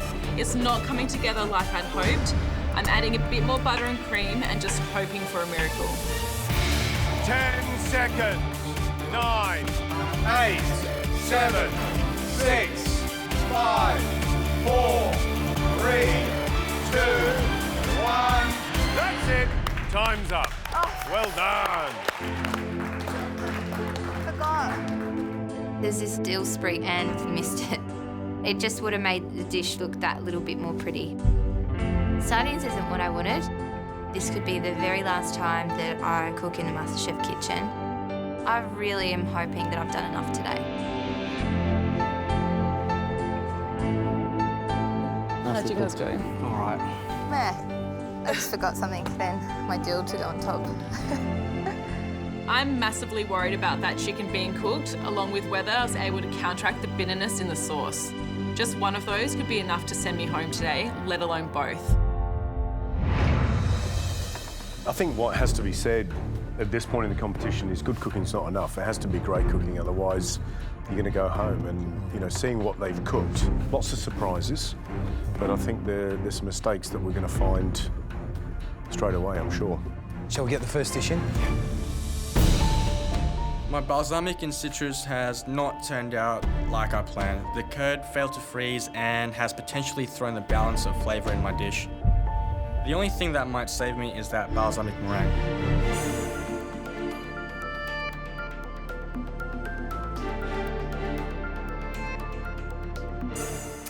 Reynolds,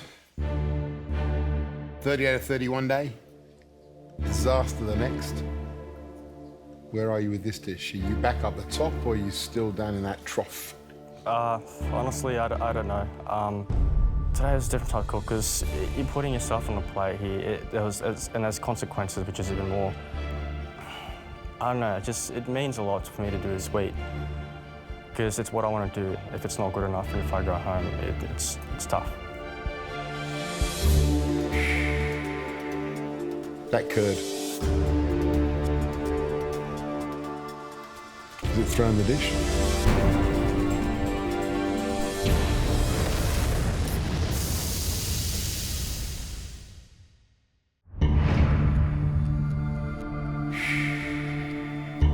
That curd. Has it thrown the dish?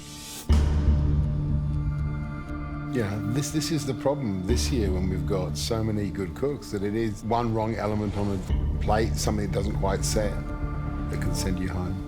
Because you had everything you wanted, G. You had the citrus, the eggs, and the condiments, and a good amount of time. Yeah. So really no excuses. Yeah.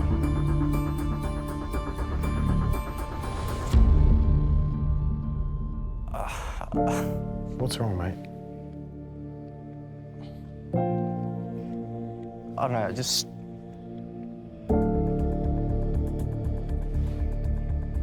want to do good.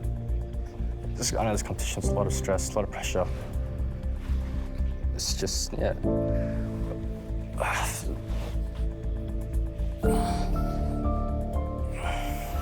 I just don't want to go home today. 10 weeks ago, your mum told us she didn't want you to become a pastry chef. And here you are now, putting up some of the best desserts this competition's seen by any competitor. I hope this dessert that you've put up will keep you in this competition, because it would be a big loss if you went today. Reynolds, I think it's time for us to taste. Thank you. Thank you.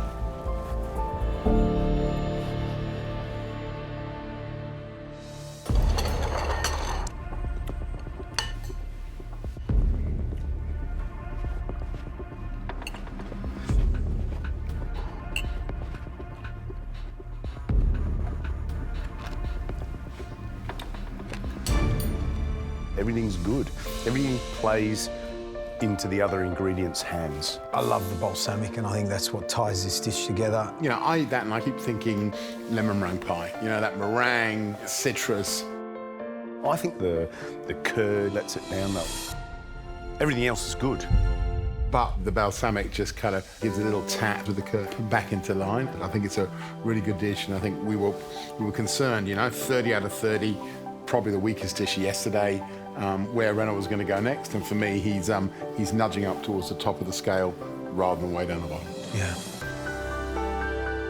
I love Reynolds because he's young and he thinks outside of the box, and he's really pushing his boundaries, which is great. And when you think about how old he is and the fact that he hasn't had any professional training, he's really, really good at what he does.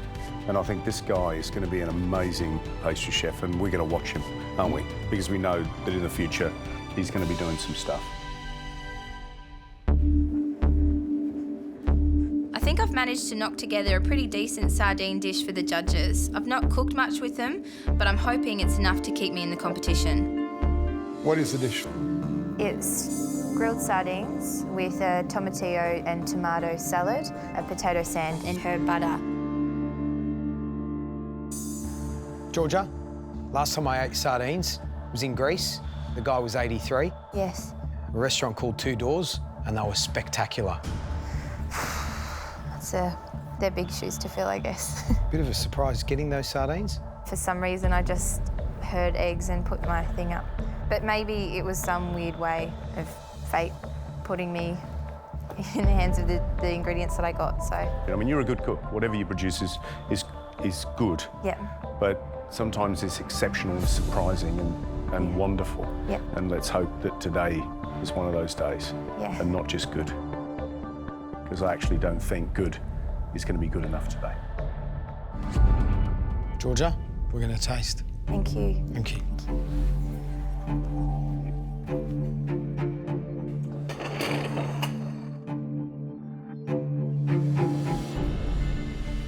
So what is that? Is it olive oil or is it buttery? I just think it's butter.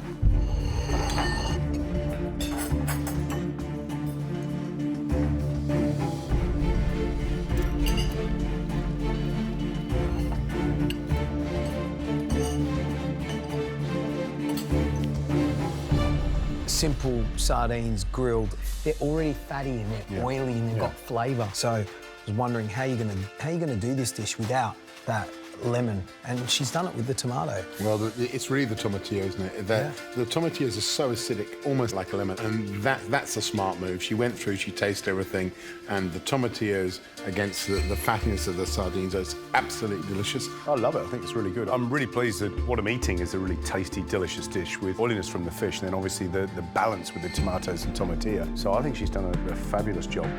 Especially since she didn't even know what the dish was in the first 10 minutes. For me, I'm not so sure about the butter dressing. I sort of don't think it needs it because it's such a bright dish.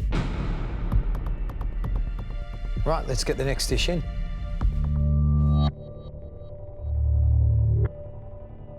I'm not sure about my chicken and the sauce. I'm just hoping that I've managed to get them right. Cool. Do you want to pop the sauce on, do you? Please.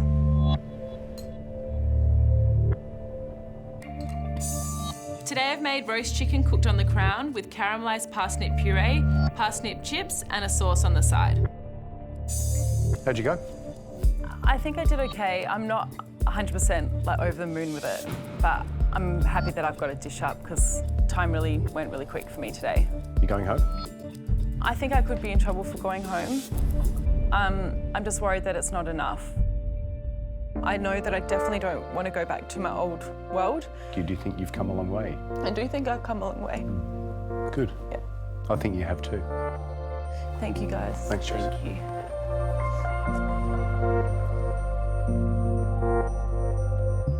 What do you think, boys? Look, you know, if you want a roast chicken dinner, you want it to be golden, and that dish is all about golden, isn't it? But we've come to expect more than just the breast cooked on the crown, even if you only got 60 minutes. I'm concerned about this chicken.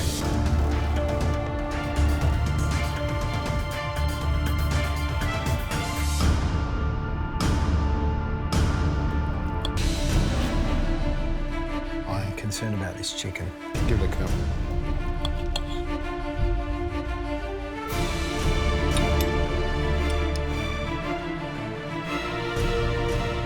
So much depends on that sauce, doesn't it? It's really been the season of the sauce, this one. Yeah. Great sauces have saved people. Yeah. Average sauces have sent people home. Tell you what, it smells good.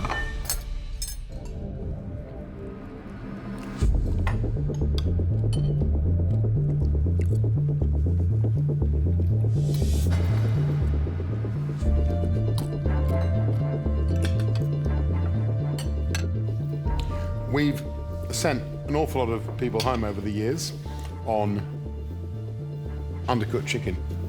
And this chicken is absolutely perfect. You can see it when you cut it.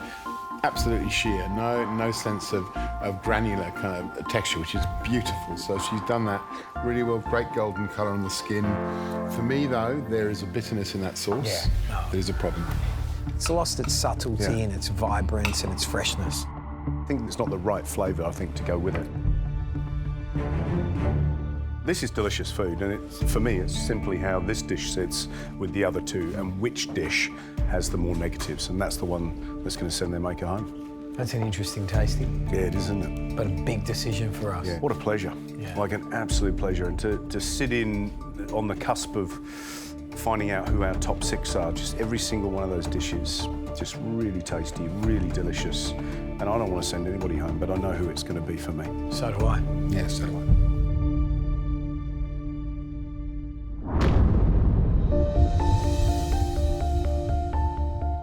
I'm not surprised you're looking nervous. There's so much on the line, and today was all about saving yourself, but more importantly, putting yourself into the top 6 of MasterChef 2015. The reality is, with the quality of the cooks that are standing around you, that great food is simply not enough to keep you in. It has to be exceptional. All 3 of you had problems today in that cook. But in the end, you all pulled it together and put a beautiful dish on the table. One of those stood out for us for its clever, creative integration of ingredients. Reynolds, we loved that balsamic and citrus, and that's why you're into the top 6. Well done.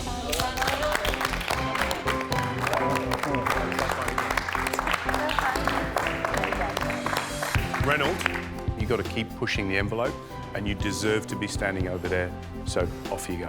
Well done. Top 6 avoided elimination. I'm happy that I redeemed myself from yesterday. So it's down to you, Georgia and Jessie. There's only one place left in the top 6. One who's about to go home. Georgia, those sardines were beautifully cooked, and pairing them with the acidity of the tomatillos was clever. But adding a buttery sauce with all that oiliness that's already on the dish wasn't smart. Jessie, that chicken was perfectly cooked on the plate. However, the dish lacked some originality. But the kicker was that sauce had a bitterness at the back of the palate, and I'm sorry to say that's why, Jessie, you're going home. I'm sorry. I knew it. Don't make me cry. Not done. Georgia, join the rest of the top 6.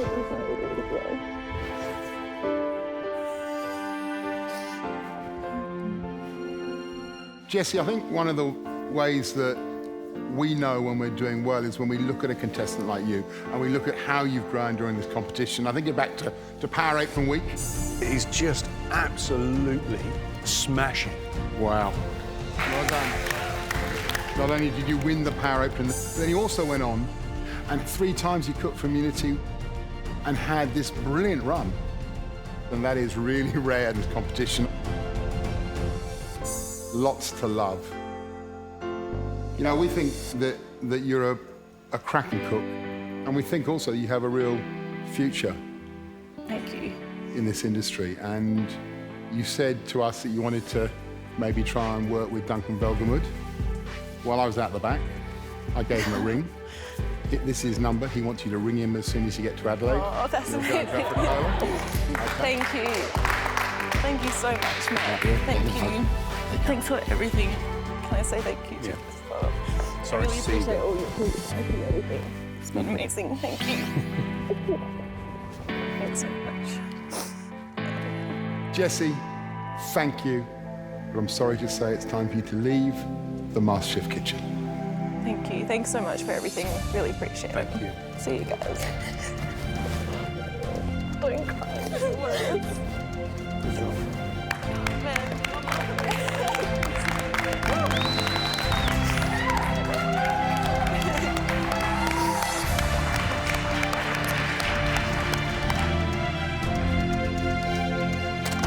I've learned so much while being on MasterChef. I actually feel really, really proud of myself for getting to number 7, and it's further than I ever thought I would go.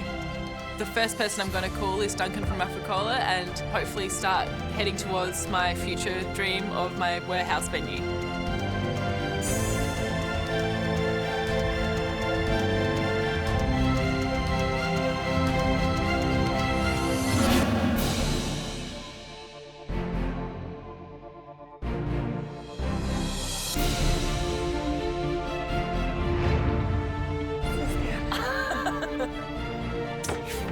There's only 6 of us left now, and finals week is just around the corner. This week is going to be huge. I just want to cook well. I want to prove that I'm worthy of a top 5 position. I'm ready for whatever they throw at us.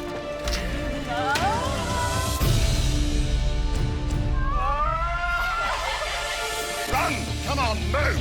Move! Move! Run! Don't walk, run! Quickly, the first 3 to my right, the second 3 behind me. You're the red team, you're the blue team. Do you see the dishes? Yes, Marco. That's what you're making. Holy crap.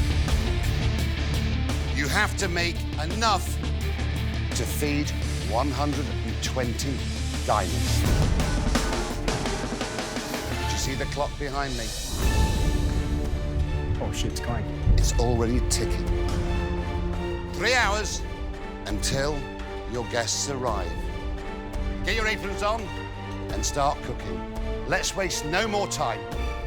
Every second counts. Your recipes are in front of you. He is back. Oh my God. And now we're doing a Marco service challenge. This is like all the hard things of the MasterChef kitchen combined in one with Marco Pierre White.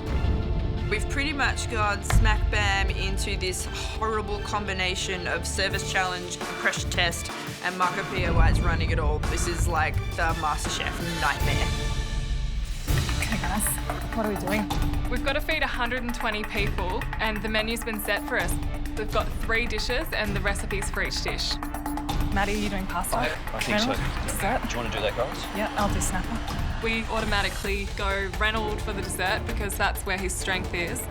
Matthew on the entree, a duck broth with duck and ginger tortellini because his strength is pasta, and I'm left with the main, which is the snapper, which I'm really happy with.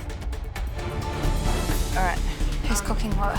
If I can do the prawns. First thing we have to do is figure out who's cooking what, and I really want to make the entree. I feel like I could comfortably pull that off.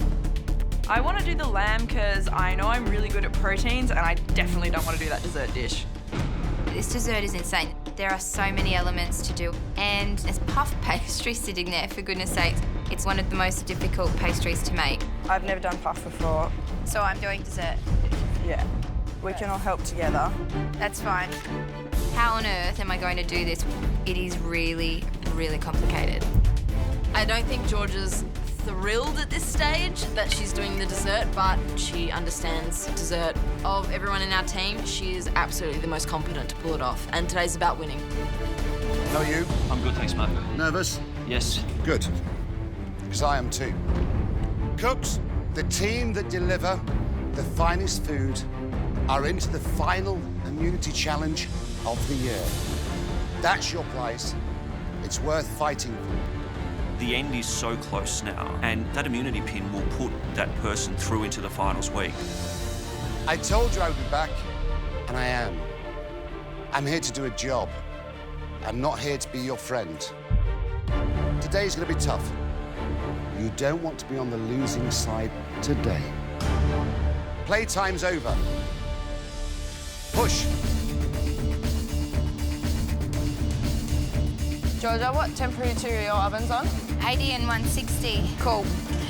The dish that I'm cooking today is caramelised peach tart with ginger verbena sorbet and diplomat cream. Okay, 1.5 kilos of white sugar. The first thing I need to do is make a poaching liquid to poach my peaches in. The poaching liquid makes the sorbet, so I'm putting a lot of time into perfecting the balance of ginger and lemon verbena in the poaching stock. 6 verbena stalks. I can understand why I'm cooking the dessert today, but it is really complicated. It's got the most amount of elements and the most complexity compared to the rest of the dishes. How are you doing? Yeah, I'm doing pretty all right. I'm just grabbing... You like pastry, don't you? Yeah, I love pastry. Let's see how you enjoy the service. I feel like we've been thrown in the deep end of the ocean. Oh my God, there's so many stuff. There's a lot of elements for me to do with the dessert. There's a lot of baking, a lot of prep. Time is already ticking.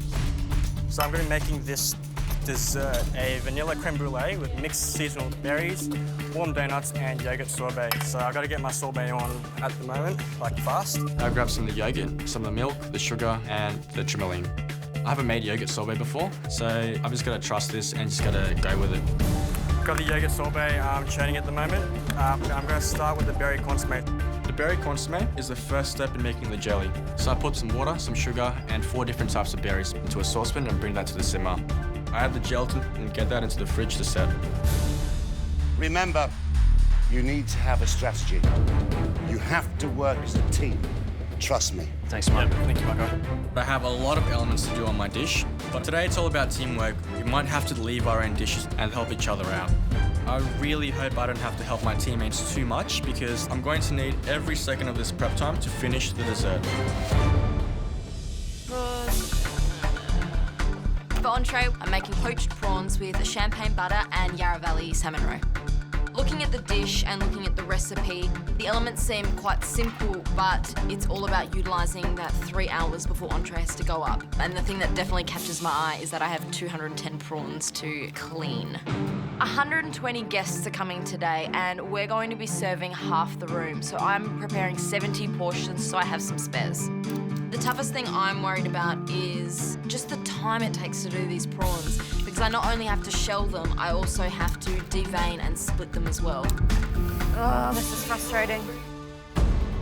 Suddenly, a shadow appears on my bench and I look up, and it's Marco Pierre White. How many a portion? 3 a portion, 210 in total. It's a lot of prawns. How long do you think it will take you to do 210? It's going to take a long time. No, it's not. If you push. Come on. Faster, faster, faster. You should be doing 4 prawns a minute.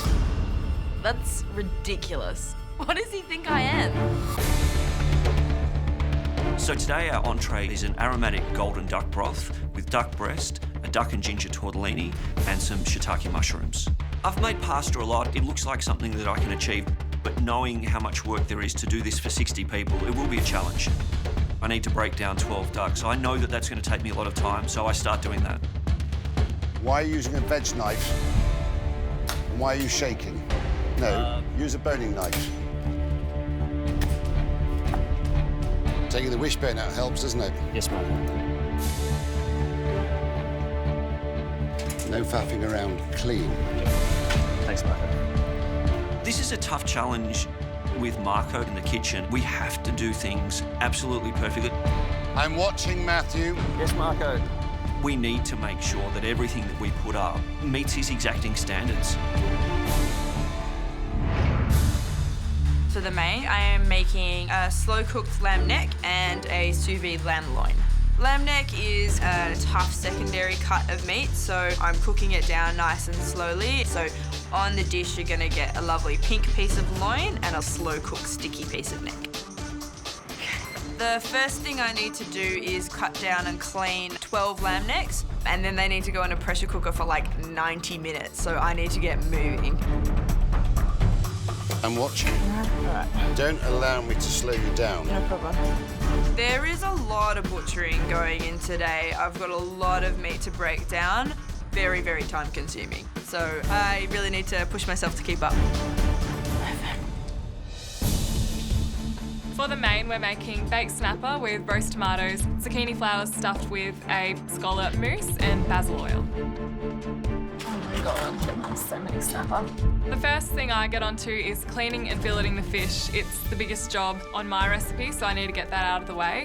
I haven't filleted 35 fish before in a row because I've never had to cook for that many people before, so definitely feeling the pressure.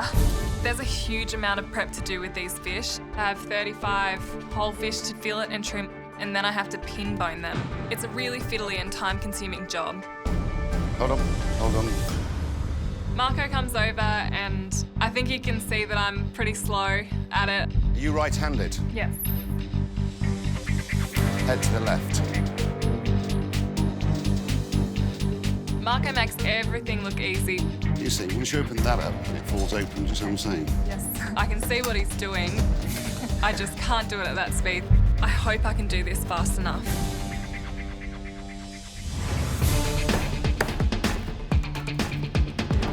Georgia? Yep. Where are you at? What's next? Peaches are cooked, so that's a big element. Yep. I've got my sorbet liquid about to go on the stove. Yep. To make the sorbet, I cook down the peaches, some poaching liquid and some ginger, and once that's cool, I get it into the ice cream churner. Right, sorbet's on. The next step I need to move on to is my puff pastry. The puff pastry is a central part of the dish. It's actually the focal point when you look down at the dessert, so it has to be perfect. Puff pastry is probably one of the most difficult pastries to make. It's really complicated. There's only a few ingredients. It's plain flour, butter, salt, and some iced water. But you have to get the quantities exactly right, otherwise the pastry won't puff. How are they explaining to do your puff? In 4 batches. I've got to take the quantities in the recipe and divide it by 4 to make 4 individual batches of pastry. This is going to be so hard. I feel like this is an impossible task. I've got to do maths to do this, and it's not a strength of mine. You really don't want to make any mistakes today. This is quite a big job, isn't it? It is a big job. You struggling? No, just You sure? concentrating. Yes. You've got Marco Pierre White kind of circling us like a great white shark, just wanting to make sure that we do everything correctly.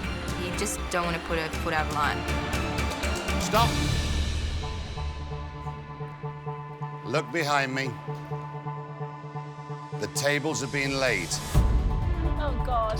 2 hours to go. Come closer. Don't be scared. Should I tell you in a nutshell? It's 1 plate every 20 seconds. It's not until Marco says a plate every 20 seconds you begin to understand the enormity of the challenge. But remember, it's not just a plate of food. It's got to be right. There's one little question I'd like to ask all 6 of you. How hard do you want me to push? Do you want me to stroke you? Or do you want me to push? Push. I'll remember that. Trust me. Because remember, if you fail, I fail. And I don't like to fail. Yes, Marco. Now push. Let's go. Run. All right. Come on, run. Yes, Marco. Yes, Marco.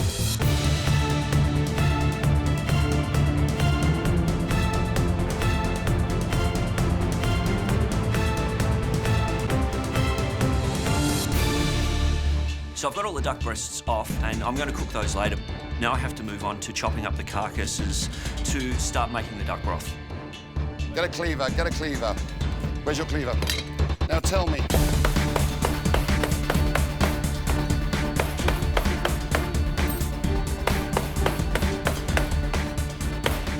Is that easier? Much quicker, thanks, Marco. There you are. Time's important.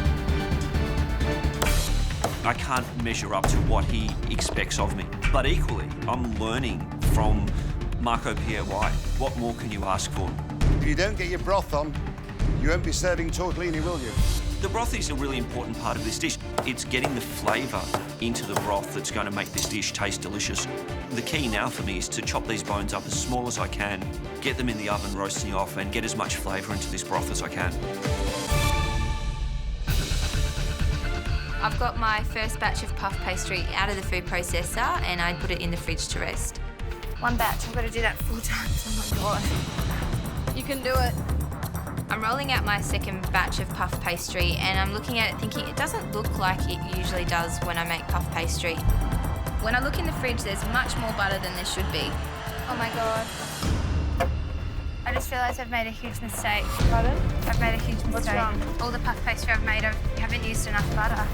I look back over the recipe. When I see the quantities, I realise that I've only used half the amount of butter that I should have, and the pastry I've made, it's never going to work. This is a really big mistake. I've messed it up. I've got to redo it all. I'm so sorry. Just read over and over.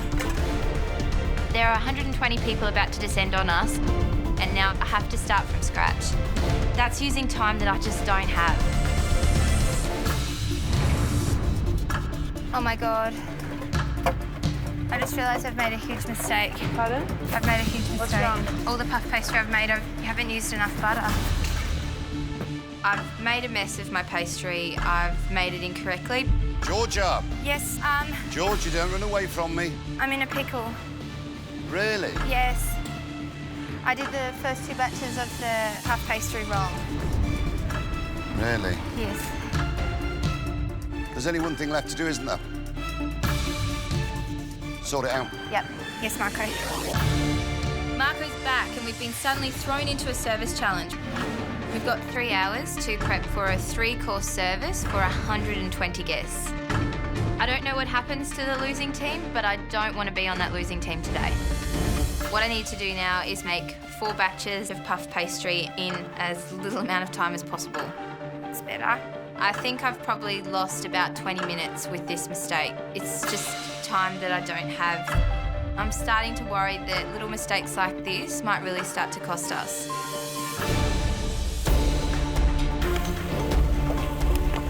How much do you want it to be in the final immunity challenge? More than anything, Marco. Winning immunity could guarantee your place in the final. So push. Yes, Marco! Yes, Marco! Keep pushing, girls. Go, go, go, go, go. Welcome back. Marco, how are they?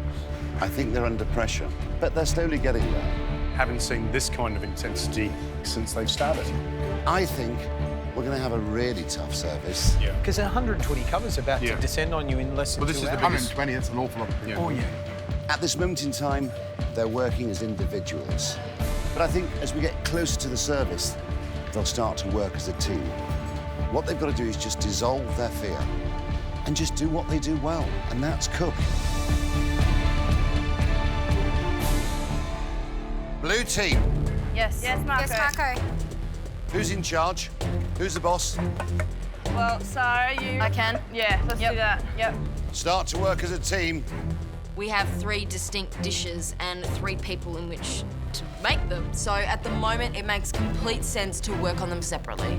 But at some point, we're going to have to help one another if we're going to get this up. Do you think you're going to be ready? I know we're going to be ready. All right, I've made a promise to Marco. We have to keep it now.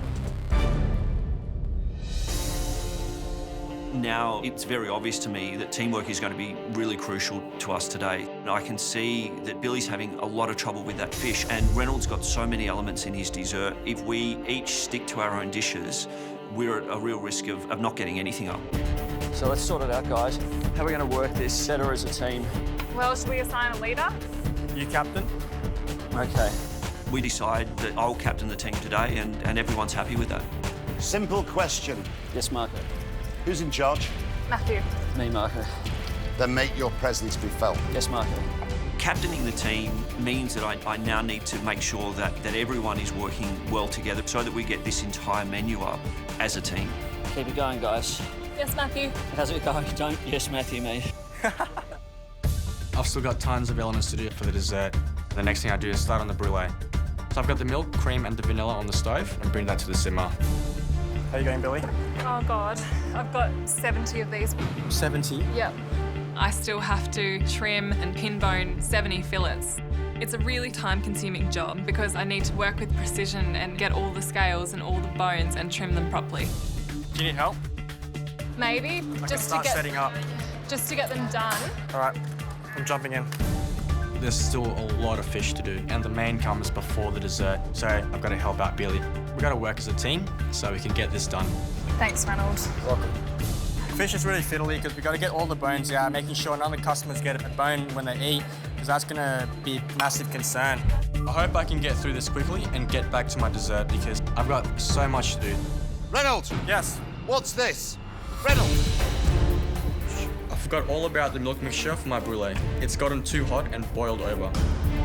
If it's too hot, it will cook the eggs and scramble the brulee. So I put the milk and cream aside to cool and get back to pin boning the fish. We can do it, Ronald. Top speed. Top speed, yeah. Sarah, Yes, Marco. ask your teammates what they've got left to do and if you can do anything for them. Yes. All right, guys, I'm a tiny tray, and then I'm done doing these. Yep. And then I can move on to my other elements, and then maybe I can move on and help you guys. Great. I have finally finished shelling these prawns, but I still need to split them. But I really want to start my other elements, so I put the prawns into the fridge and I'll come back to them later. I need to do my pea puree straight away. How's it going? Getting these on, blanching them, putting them aside. So it will only take a second. You running out of time? Always running out of time. Let's keep going, chicks. Once my peas are blanched, I need to puree them with some butter. It's nice to see you're moving quicker. Come on. The quicker I can get it done, I can move on and help the next dish, which is Jessica's. Cooks! Yes, Marco. Yes, Marco. 90 minutes down, 90 minutes to go. Oh my God. Have you done half your mise en place? No, Marco. Go, Marco. If you haven't, you better start pushing. Let's go, guys. Let's go, guys.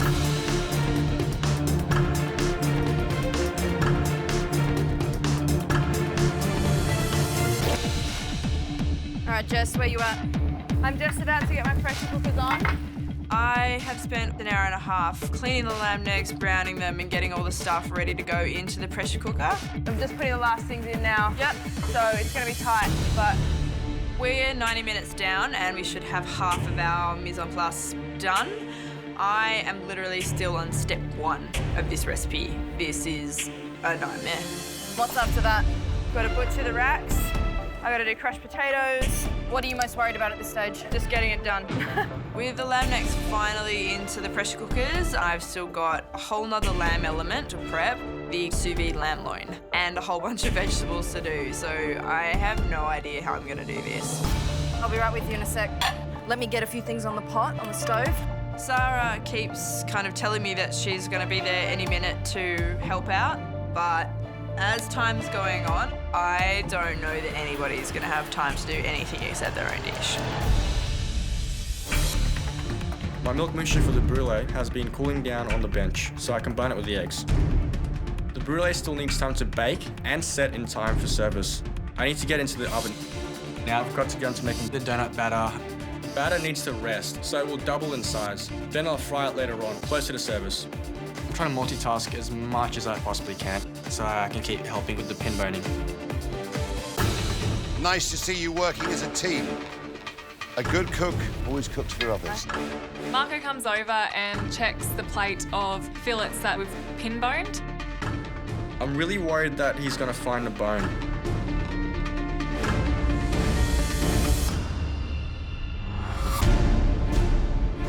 Feel that. Oh, sorry. Feel that. There was 2 in that fillet, wasn't there? Yep. The last thing you want is a customer having a bone. Yes. Would you like a bone? No, Marco. That's right. Now we're going to have to double check every single fish, which is going to make this job even slower, and we're already behind. They're just so deeply embedded. Oh, this is insane. It's just crazy. Cooks, 45 minutes to go. Yes, Marco. Yes, Marco. 45 minutes. Start to think of the service.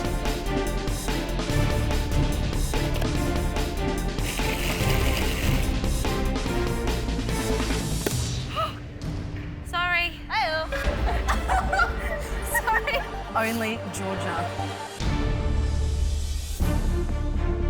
I am getting my lamb loins in the sous vide bags. These have to be in the sous vide for 45 minutes. We've got less than 40 minutes until we start service, so I'm in trouble. I have finally got both of my lamb elements cooking, so now I really need to move on to all the vegetable components. What's the thing you're struggling with at the moment? I need to get the potatoes on. Okay. The crushed potatoes are quite a key element of this dish. They've got that lovely kind of herbiness in them. They're the starch, so you know this is meant to be a main meal. It's meant to be filling, so quite crucial. The recipe says that you have to cook them in cold water and then bring them up to the boil, and that's going to take a really long time. And I've also got asparagus and carrots to do after that. Come on, Jessica. You just got to get it done, haven't you? Yes, Marco. Remember, always make a little bit more than you need. Yes, Marco. The biggest mistake you could ever make is not making enough. Marco says I should just chuck in a couple of extra, but I am in such a rush that I just do exactly what the recipe says. It said 12 potatoes, so I peeled 12 potatoes. I just hope we're going to have enough.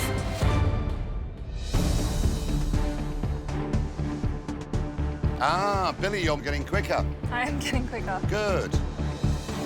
The clock's ticking, Matthew. Yes, Marco. The broth is on. I'm moving on to the dumpling. Will you be ready? I don't know, Marco, but yes, I will be. I've got my broth simmering. I've made the dough for the tortellini and the duck meat filling as well. Now I have to roll out and prepare 60 tortellini for our guests, and I know that that's going to take a lot of time. Matthew, you have to make minimum 60 tortellinis in 30 minutes. Yes, Marco. Can you do that? I can, Marco. Are you sure? It's going to take you about a minute a tortellini, would you agree? Yes, Marco. You've got to make 60 minimum, yes? Yes, Marco. You've got half an hour to go. Yes, Marco. You can't do it, can you? No, Marco. So why don't you get someone to help you? Yeah, Billy, I need a hand. There you are. He's right. Working as a team is going to be really important for us to win this challenge. I need you now. Okay. We're not going to get through all this in time. Rightio. Reynolds is still helping me pinbone this fish, but I have to jump on and help Matthew because if we don't have an entree to put out, then we can't even serve the main. What can I do? Cooks! Yes, Marco. 30 minutes to go before service. Yes, Marco. Push!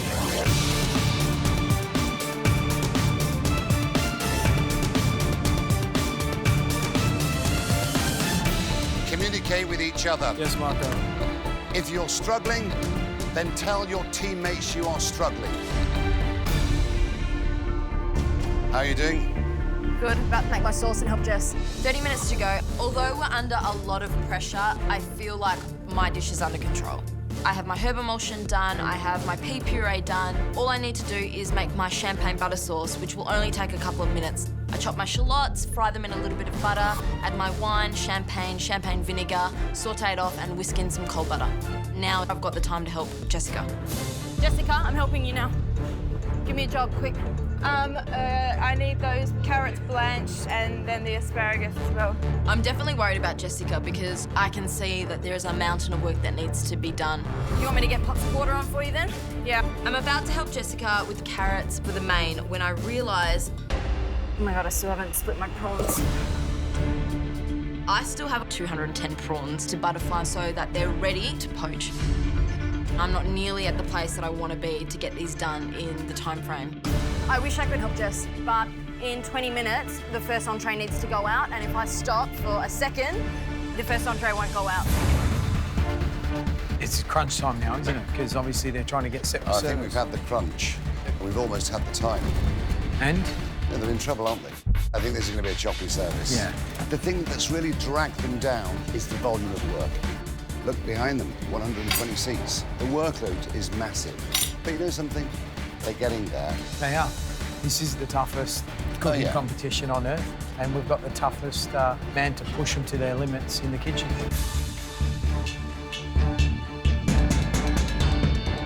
You've got to speed up, haven't you? Yes, Marco. You thought you were quick. Trust me, you weren't quick enough. Yeah, I know, Marco.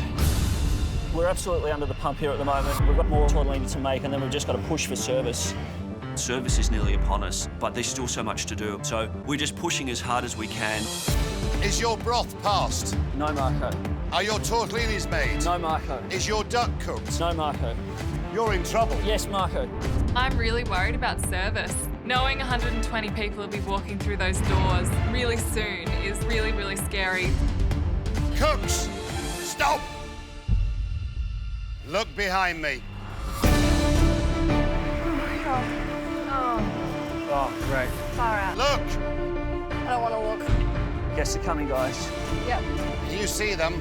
Yes, Marco. Yes, Marco. Yes, Marco. You think I'm scary? Guests are coming in and we have nothing ready for the entree, let alone the main or the dessert. Ah. We are in so much trouble.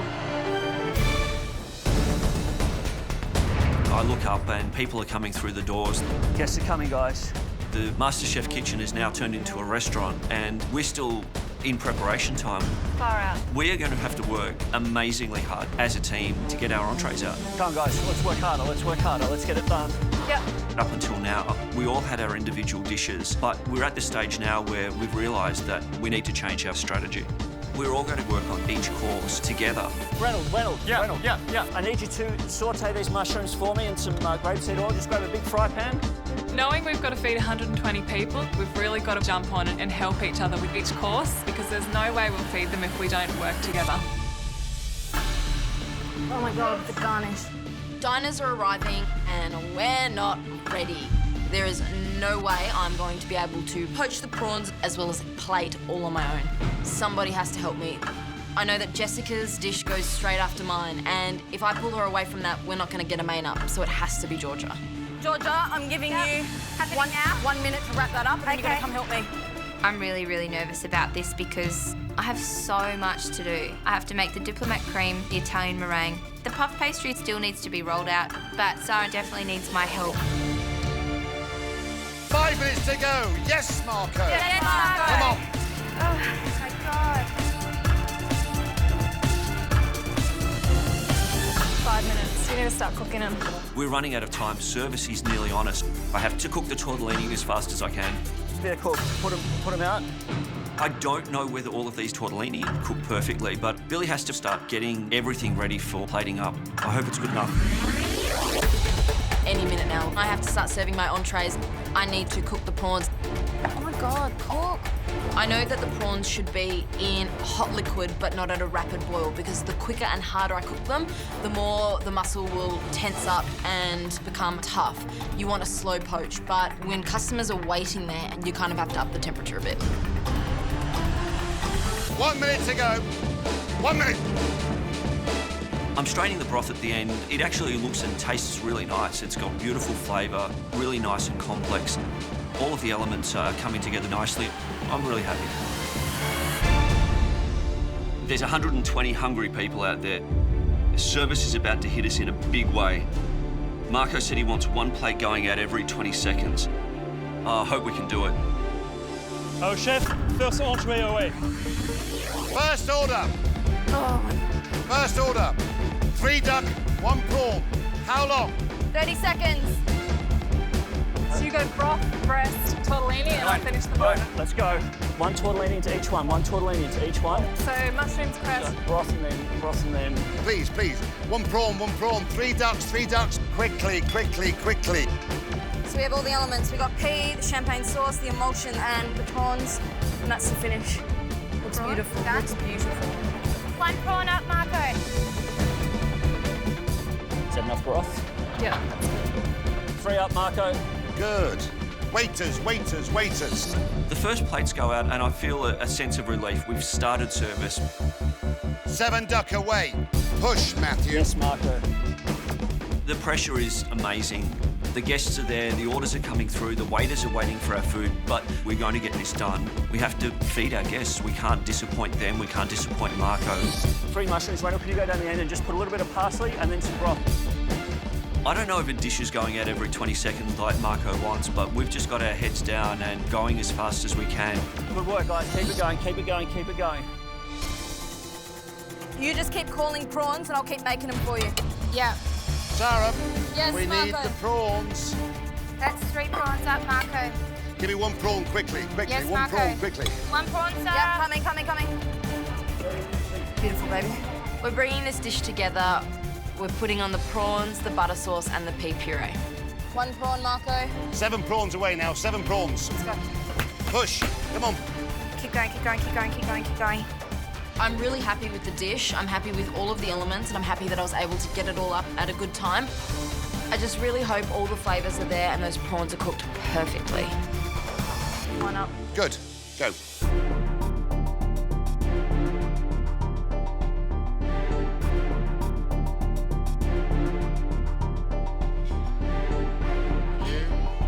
Thank you. Pretty. Yeah, really pretty. Very pretty.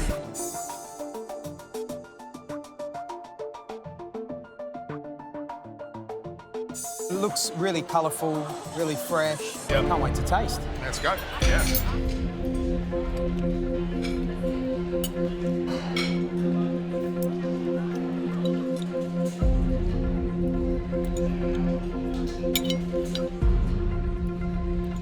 I like this dish. It's tasty. The butter sauce is lovely. The sauce is delicious. That's perfect emulsion, lovely flavour. They've done a brilliant job there. Pea puree is very fresh, which is fantastic. Look, the thing for me is my prawns are definitely overcooked. A prawn should be kind of squeaky but soft, and you can see them coming out of the pot there. It's boiling away, so it's hitting harsh heat, in for a few minutes, out, and you end up with this, it's like a spring. Give me 3 more ducks. 3 more ducks. Quickly, we don't get the starters out, we'll never get onto the main courses. Yes, Marco. We're under so much pressure, but we're getting those plates out. Table 32. There's 120 people to feed, and the first few rounds of plates have gone out. We're finally feeling like we're getting on top of it. Give me some ducks, give me some ducks. Yes, Marco. Get them out, guys. Get them out, get them out, get them out. Smile. Yes, Marco. Enjoy it. Yes, Marco. The duck breast looks like it's cooked perfectly. The dish looks fantastic, looks beautiful. So I'm actually feeling quite happy. Marco, the tortellini is raw. 4 of them, chef. Matthew, your tortellini is undercooked. Okay. I'm really embarrassed that some diners have got undercooked food. I'm in charge of this dish. I needed to check all of the elements. We're going to fix the ones that we can, but we've already sent quite a few plates out. I hope the judges don't get undercooked tortellini. Shall we taste? Yeah, let's do it.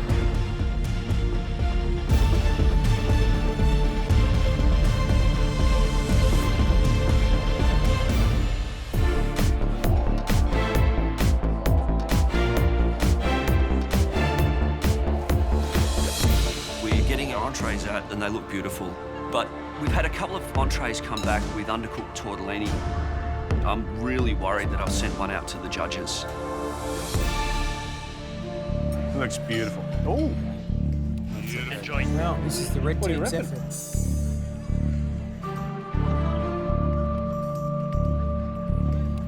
The duck looks really well cooked, rendered fat. Yeah. Nice coloured stock. Shall we taste? Yeah, let's do it.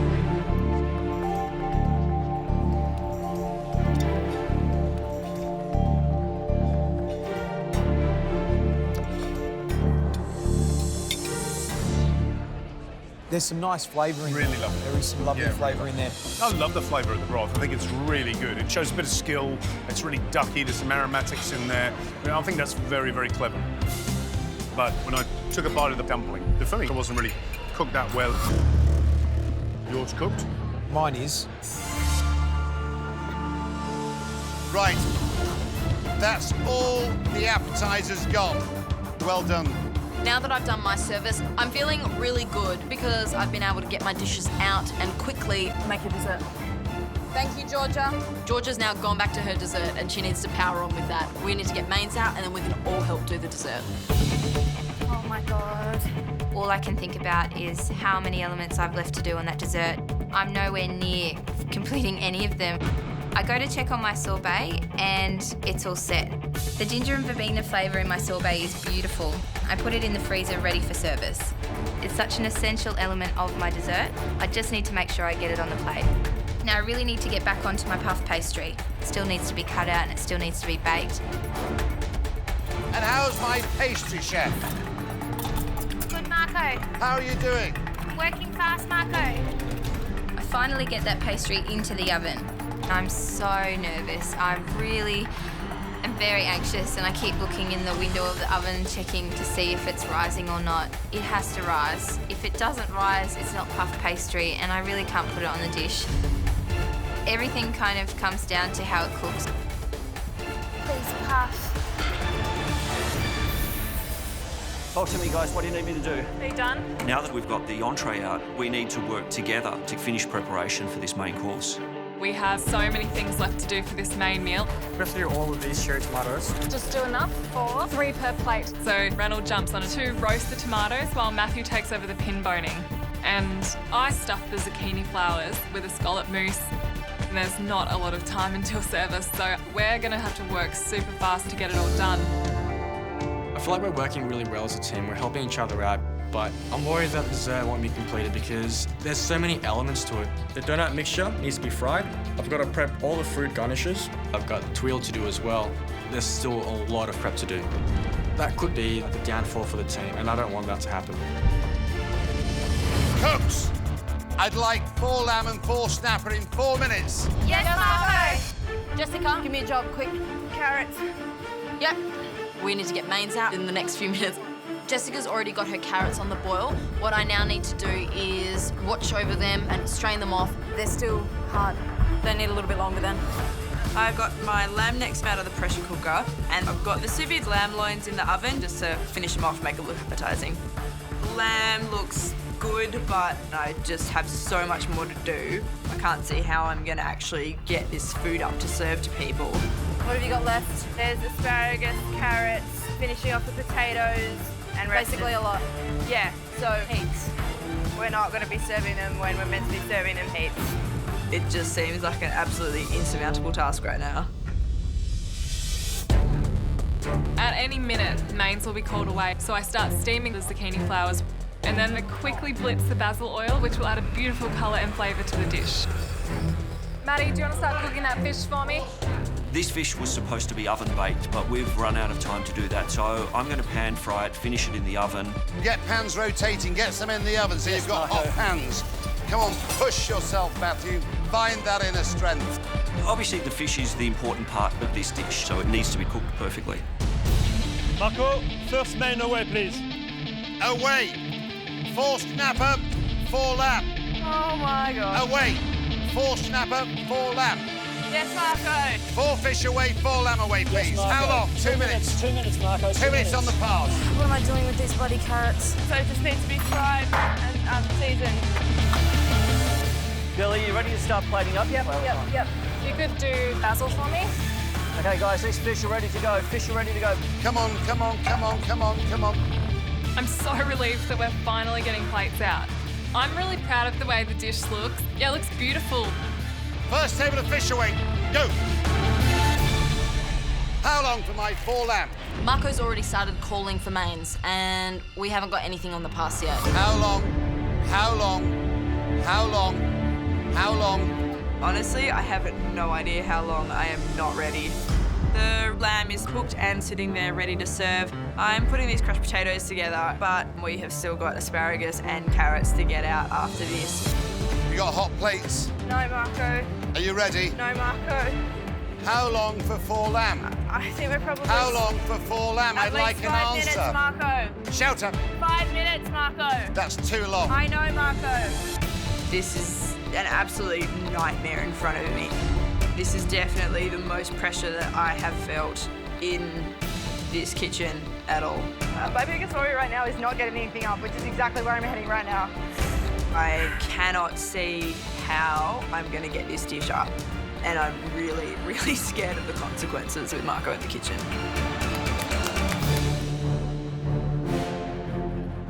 How long for my 4 lamb? Service has already started and we are nowhere near ready to serve. This is a nightmare. How long for 4 lamb? Honestly, I don't know, Marco. The lamb is sitting there ready, but we still need to cook some asparagus and the carrots. It definitely feels like an impossible task at this stage, but I have to pull something out of somewhere because there's no other option today. Sarah's getting the carrots finished so I can concentrate on this asparagus. You could do this, hey? Come on, come on. Keep pushing, girl, come on. We just need to pull it together and work as a team. We need to get every element on the plates. Go like mad. Do you have fish ready, Maddie? We've got 4 nearly ready to go, so put up 4 for me. 4 more. Come on, come on, come on, come on, come on. We're cooking to order to keep up with service. Matthew is cooking the fish and I'm cooking the zucchini flowers and plating up as well. It's just manic. 4 more straight after, then we can move on to pudding, can't we? Yes, Marco. Let's hope they're cooked, Matthew. Yes, Marco. I'm really feeling the pressure, but I just know that we have to keep pushing to get our dishes out, and it seems to be running a lot better than what I thought it would. How's it going, Matthew? Good, Marco. Are you feeling more confident? Oh, a little. Good. Push. We've spent so much time on this fish, but the dishes come together nicely, so I hope that will be enough to impress the judges.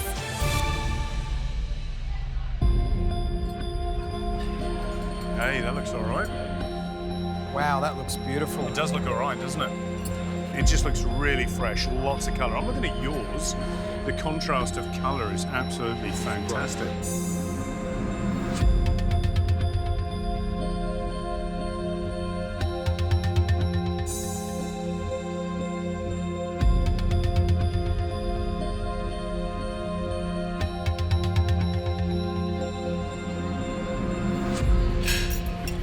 Oh, wow. How beautifully cooked that fish. Amazing. Oh, beautifully cooked.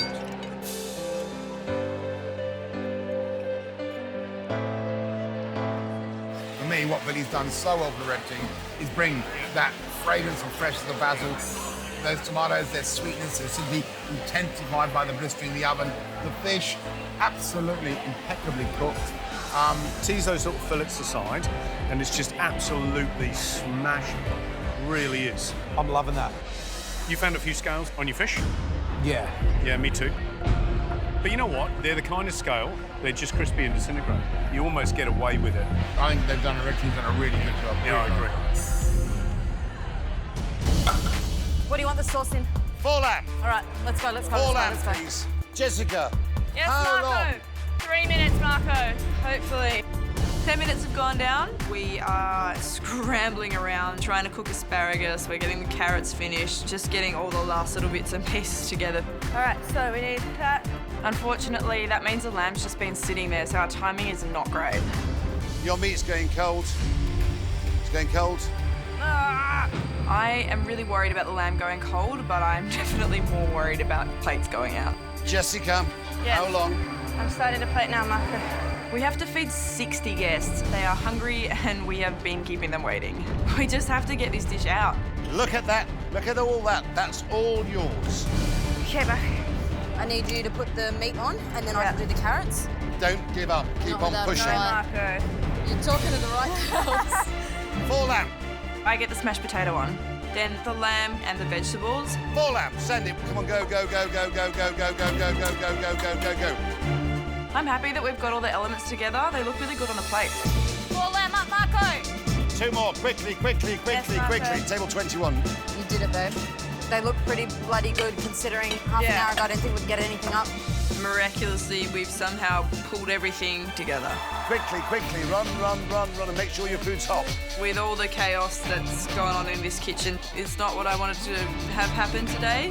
I just hope that the lamb is cooked perfectly and the judges like the dish.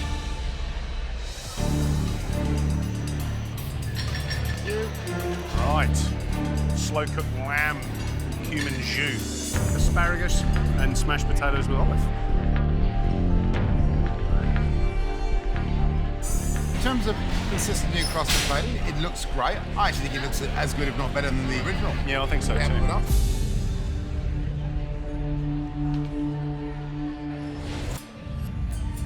Wow. It's cold. That's not good enough. That's the whole thing about a service challenge. Yeah. You want the food to be hot. Hot, hot, hot.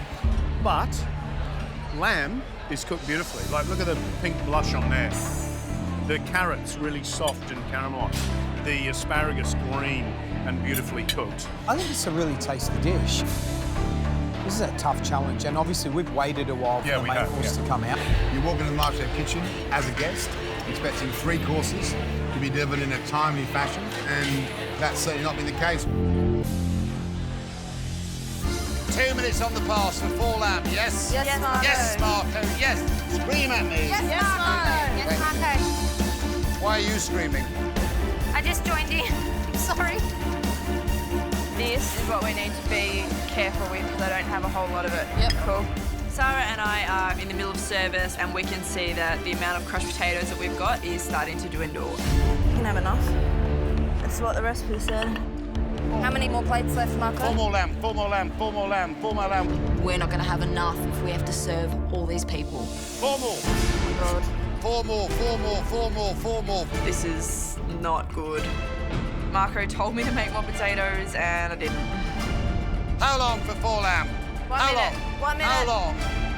I am terrified of Marco's reaction. I do not want to tell him that we have run out of crushed potatoes at all, but there's no other option. We're gonna have to tell him. How many more plates left, Marco? 4 more. Oh my God. We have run out of potatoes, which is worst case scenario. So now we have to tell Marco Pierre White that we've run out of potatoes. Marco, we have 5 serves left. You didn't prepare enough, did you? I don't know if we can make some really quickly, but we're literally 2 spuds short. And that's really frustrating. Have you got your pea puree? Yes. Get your pea puree. Learn to compensate. Yes, Marco. What we are going to do, under Marco's suggestion, is use some of the leftover pea puree from the first course with our dish. Apologies to this table, they've got pea puree instead of potato.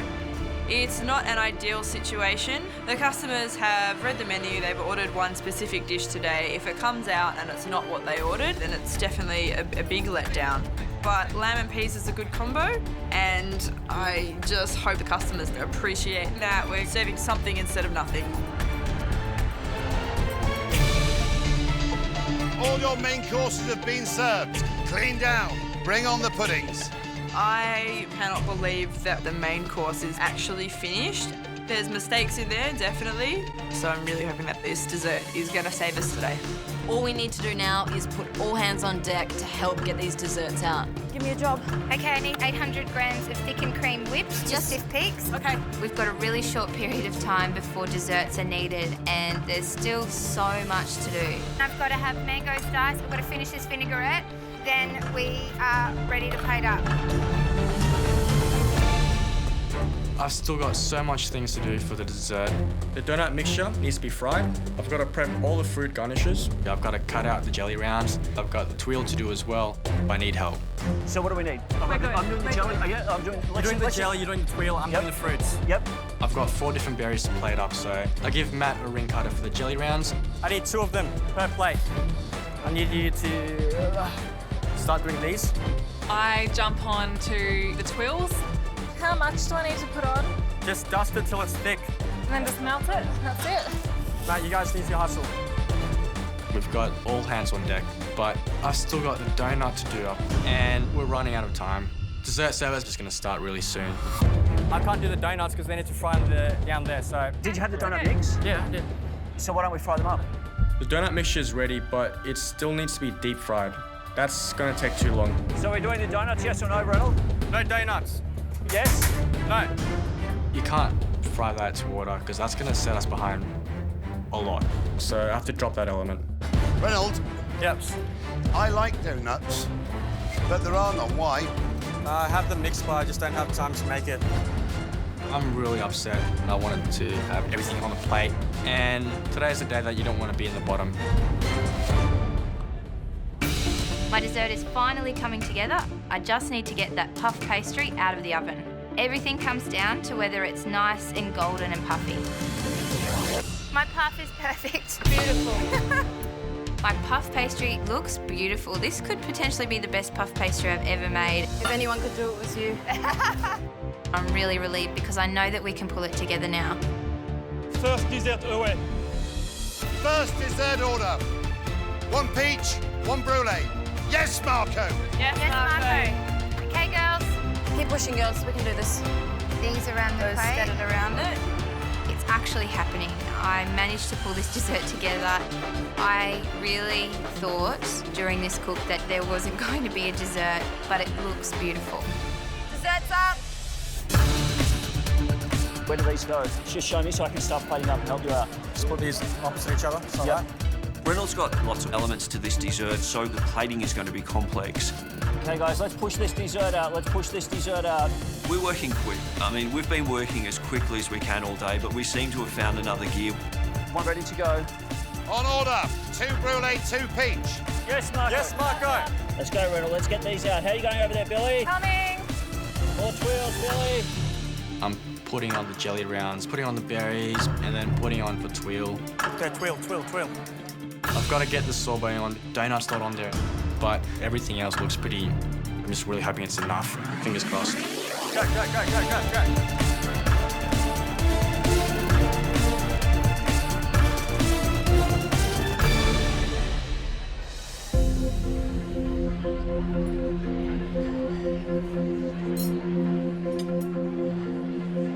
What's missing?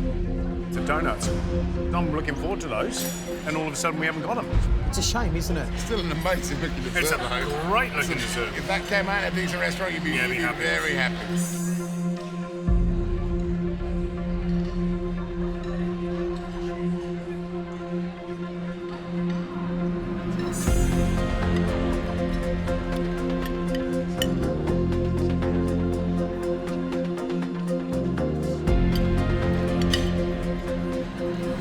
That yogurt sorbet is absolutely delicious, close to perfection. Consistency of it is gorgeous. It's silky, shiny, it's perfect balance of acidity. It's really fresh. And I love this little biscuit too. It looks modern.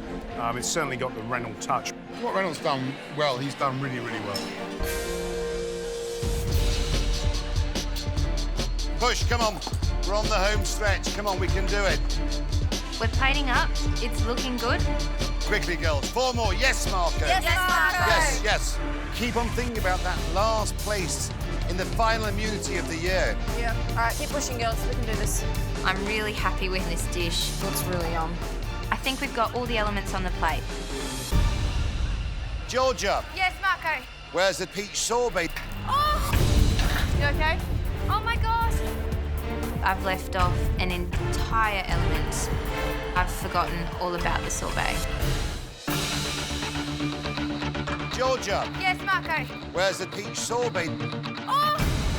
Oh my gosh. What's wrong? Sorbet. We've forgotten a whole element. I've left off an entire element of my dessert. I've forgotten all about the sorbet. Oh my god. All right, I'm it's so okay, sorry, babe. guys. Don't worry about it. Just keep going. I get the sorbet out of the freezer and we start plating desserts with sorbet. Better now than never. Waiters! Quickly. Come on, push. Put in there so they can all Push. Sorbet on. Yes, Marco. Yes, Marco. So sorry, guys. Don't worry about it, babe. This dessert has definitely not been easy. I really struggled with that puff pastry earlier on, but I'm happy with the poached peaches. The sorbet is on, and the diplomat cream's there. I'm just really hoping that the judges like the puff pastry.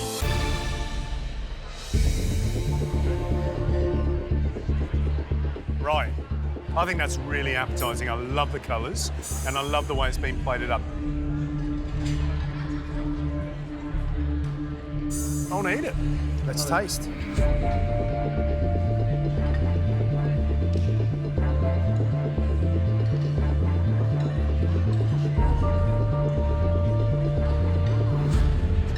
That's a good dessert. Yeah, it's a really good dessert.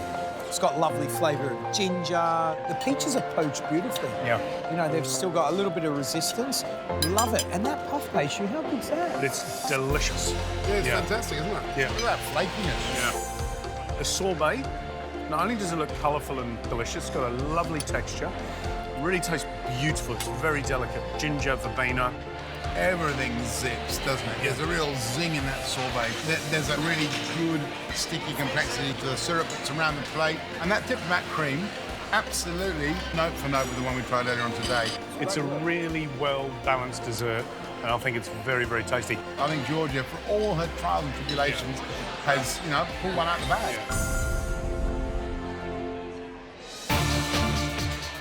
Cooks, 1 minute to the end of service. Yes, Marco. Yes, Marco. Come on. You're having fun there, aren't you? It's a day you will never forget. It certainly is. Smile, Georgie. I'm smiling. Good. Nervously. Okay, let's go. Push me over the line, come on. Good. Last spin, no worries. Keep pushing, girls. You're doing a great job. This is the last two. Look at those little puffs sitting there. Thanks, sweetie. That's it. 19th table, go. Good. 18, 19, come on. Thank you. Good work, guys. Well done. Thanks, Marco. See, that's your last plates of food. Well done, Matthew. Thanks, Marco. Blue team, well done. Thank you. Oh my God. It's a huge relief to get all those plates out. Marco wanted a plate to go out every 20 seconds, and I reckon we came pretty close to that. Gather round. Do you want to hear the really good news? Yes, please. Yes, Marco. You got one dish out every 30 seconds.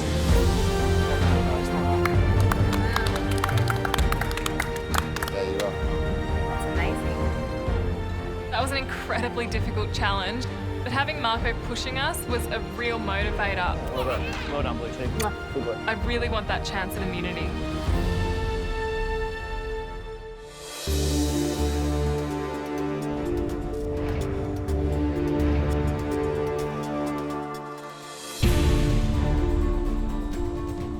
Let's say that, in no small terms, that was probably the most intense day you've ever had in the MasterChef kitchen. But let's also tell you how proud the three of us are and how well you did today. You have learnt such an enormous amount in this kitchen. It is absolutely staggering. I've got to say, you amaze me. There was a moment when I thought, we're not going to be ready for service. There was a moment in the service when I thought, we're never going to get over the line. What you actually achieved today, 6 of you, astonishing. Red team, your entree, lovely broth, tasty. Well-cooked duck, but your tortellinis were a miss. Sorry. Gary's was undercooked. Main course looked fresh, and that fish was cooked perfectly. But you left scales on the fish. It's a shame. The winner on the dessert was that delicious, refreshing yogurt sorbet and that thin biscuit. Perfect. But you're missing the donuts. We tried our best. We've done as much as we possibly could, but I know that we could have done better. Blue team, your entree. The prawns were a little bit tight,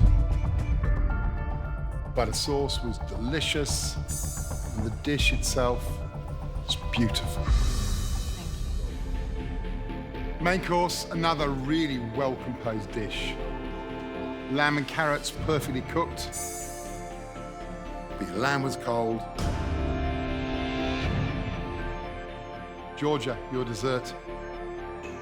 You had a world of pain. But one of the dishes blew us away. The dish that lived up to all the promise of the original. The dish that caused its maker lots of problems. But for us, it was the dish of the day. And that dish belonged to Georgia. Really? Yes, really? I actually can't believe it. My dish is the dish of the day, and I'm totally blown away. Oh, I can't believe it. Georgia, we absolutely loved that. The colours popped off the plate, the peaches were beautifully cooked.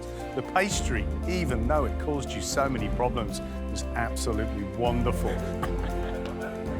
And that's why, the blue team, you have won this challenge.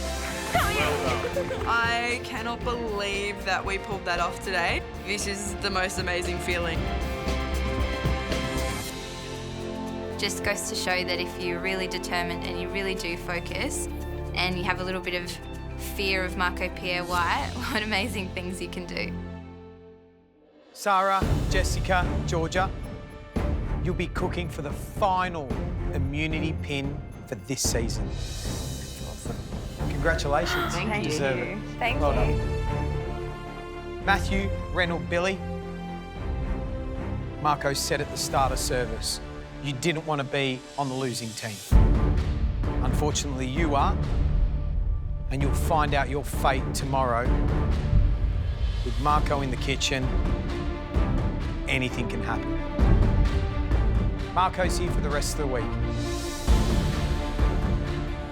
Off you go, get some rest. We'll see you tomorrow. Thank you. Thanks, Marco. Well done, guys. Well done. Well done. Well done, guys. I'm feeling pretty gutted. We've worked really hard today, a really tough challenge for both teams, and we've put up some great food. I've got to come back tomorrow and cook well and really show the judges what I'm capable of doing.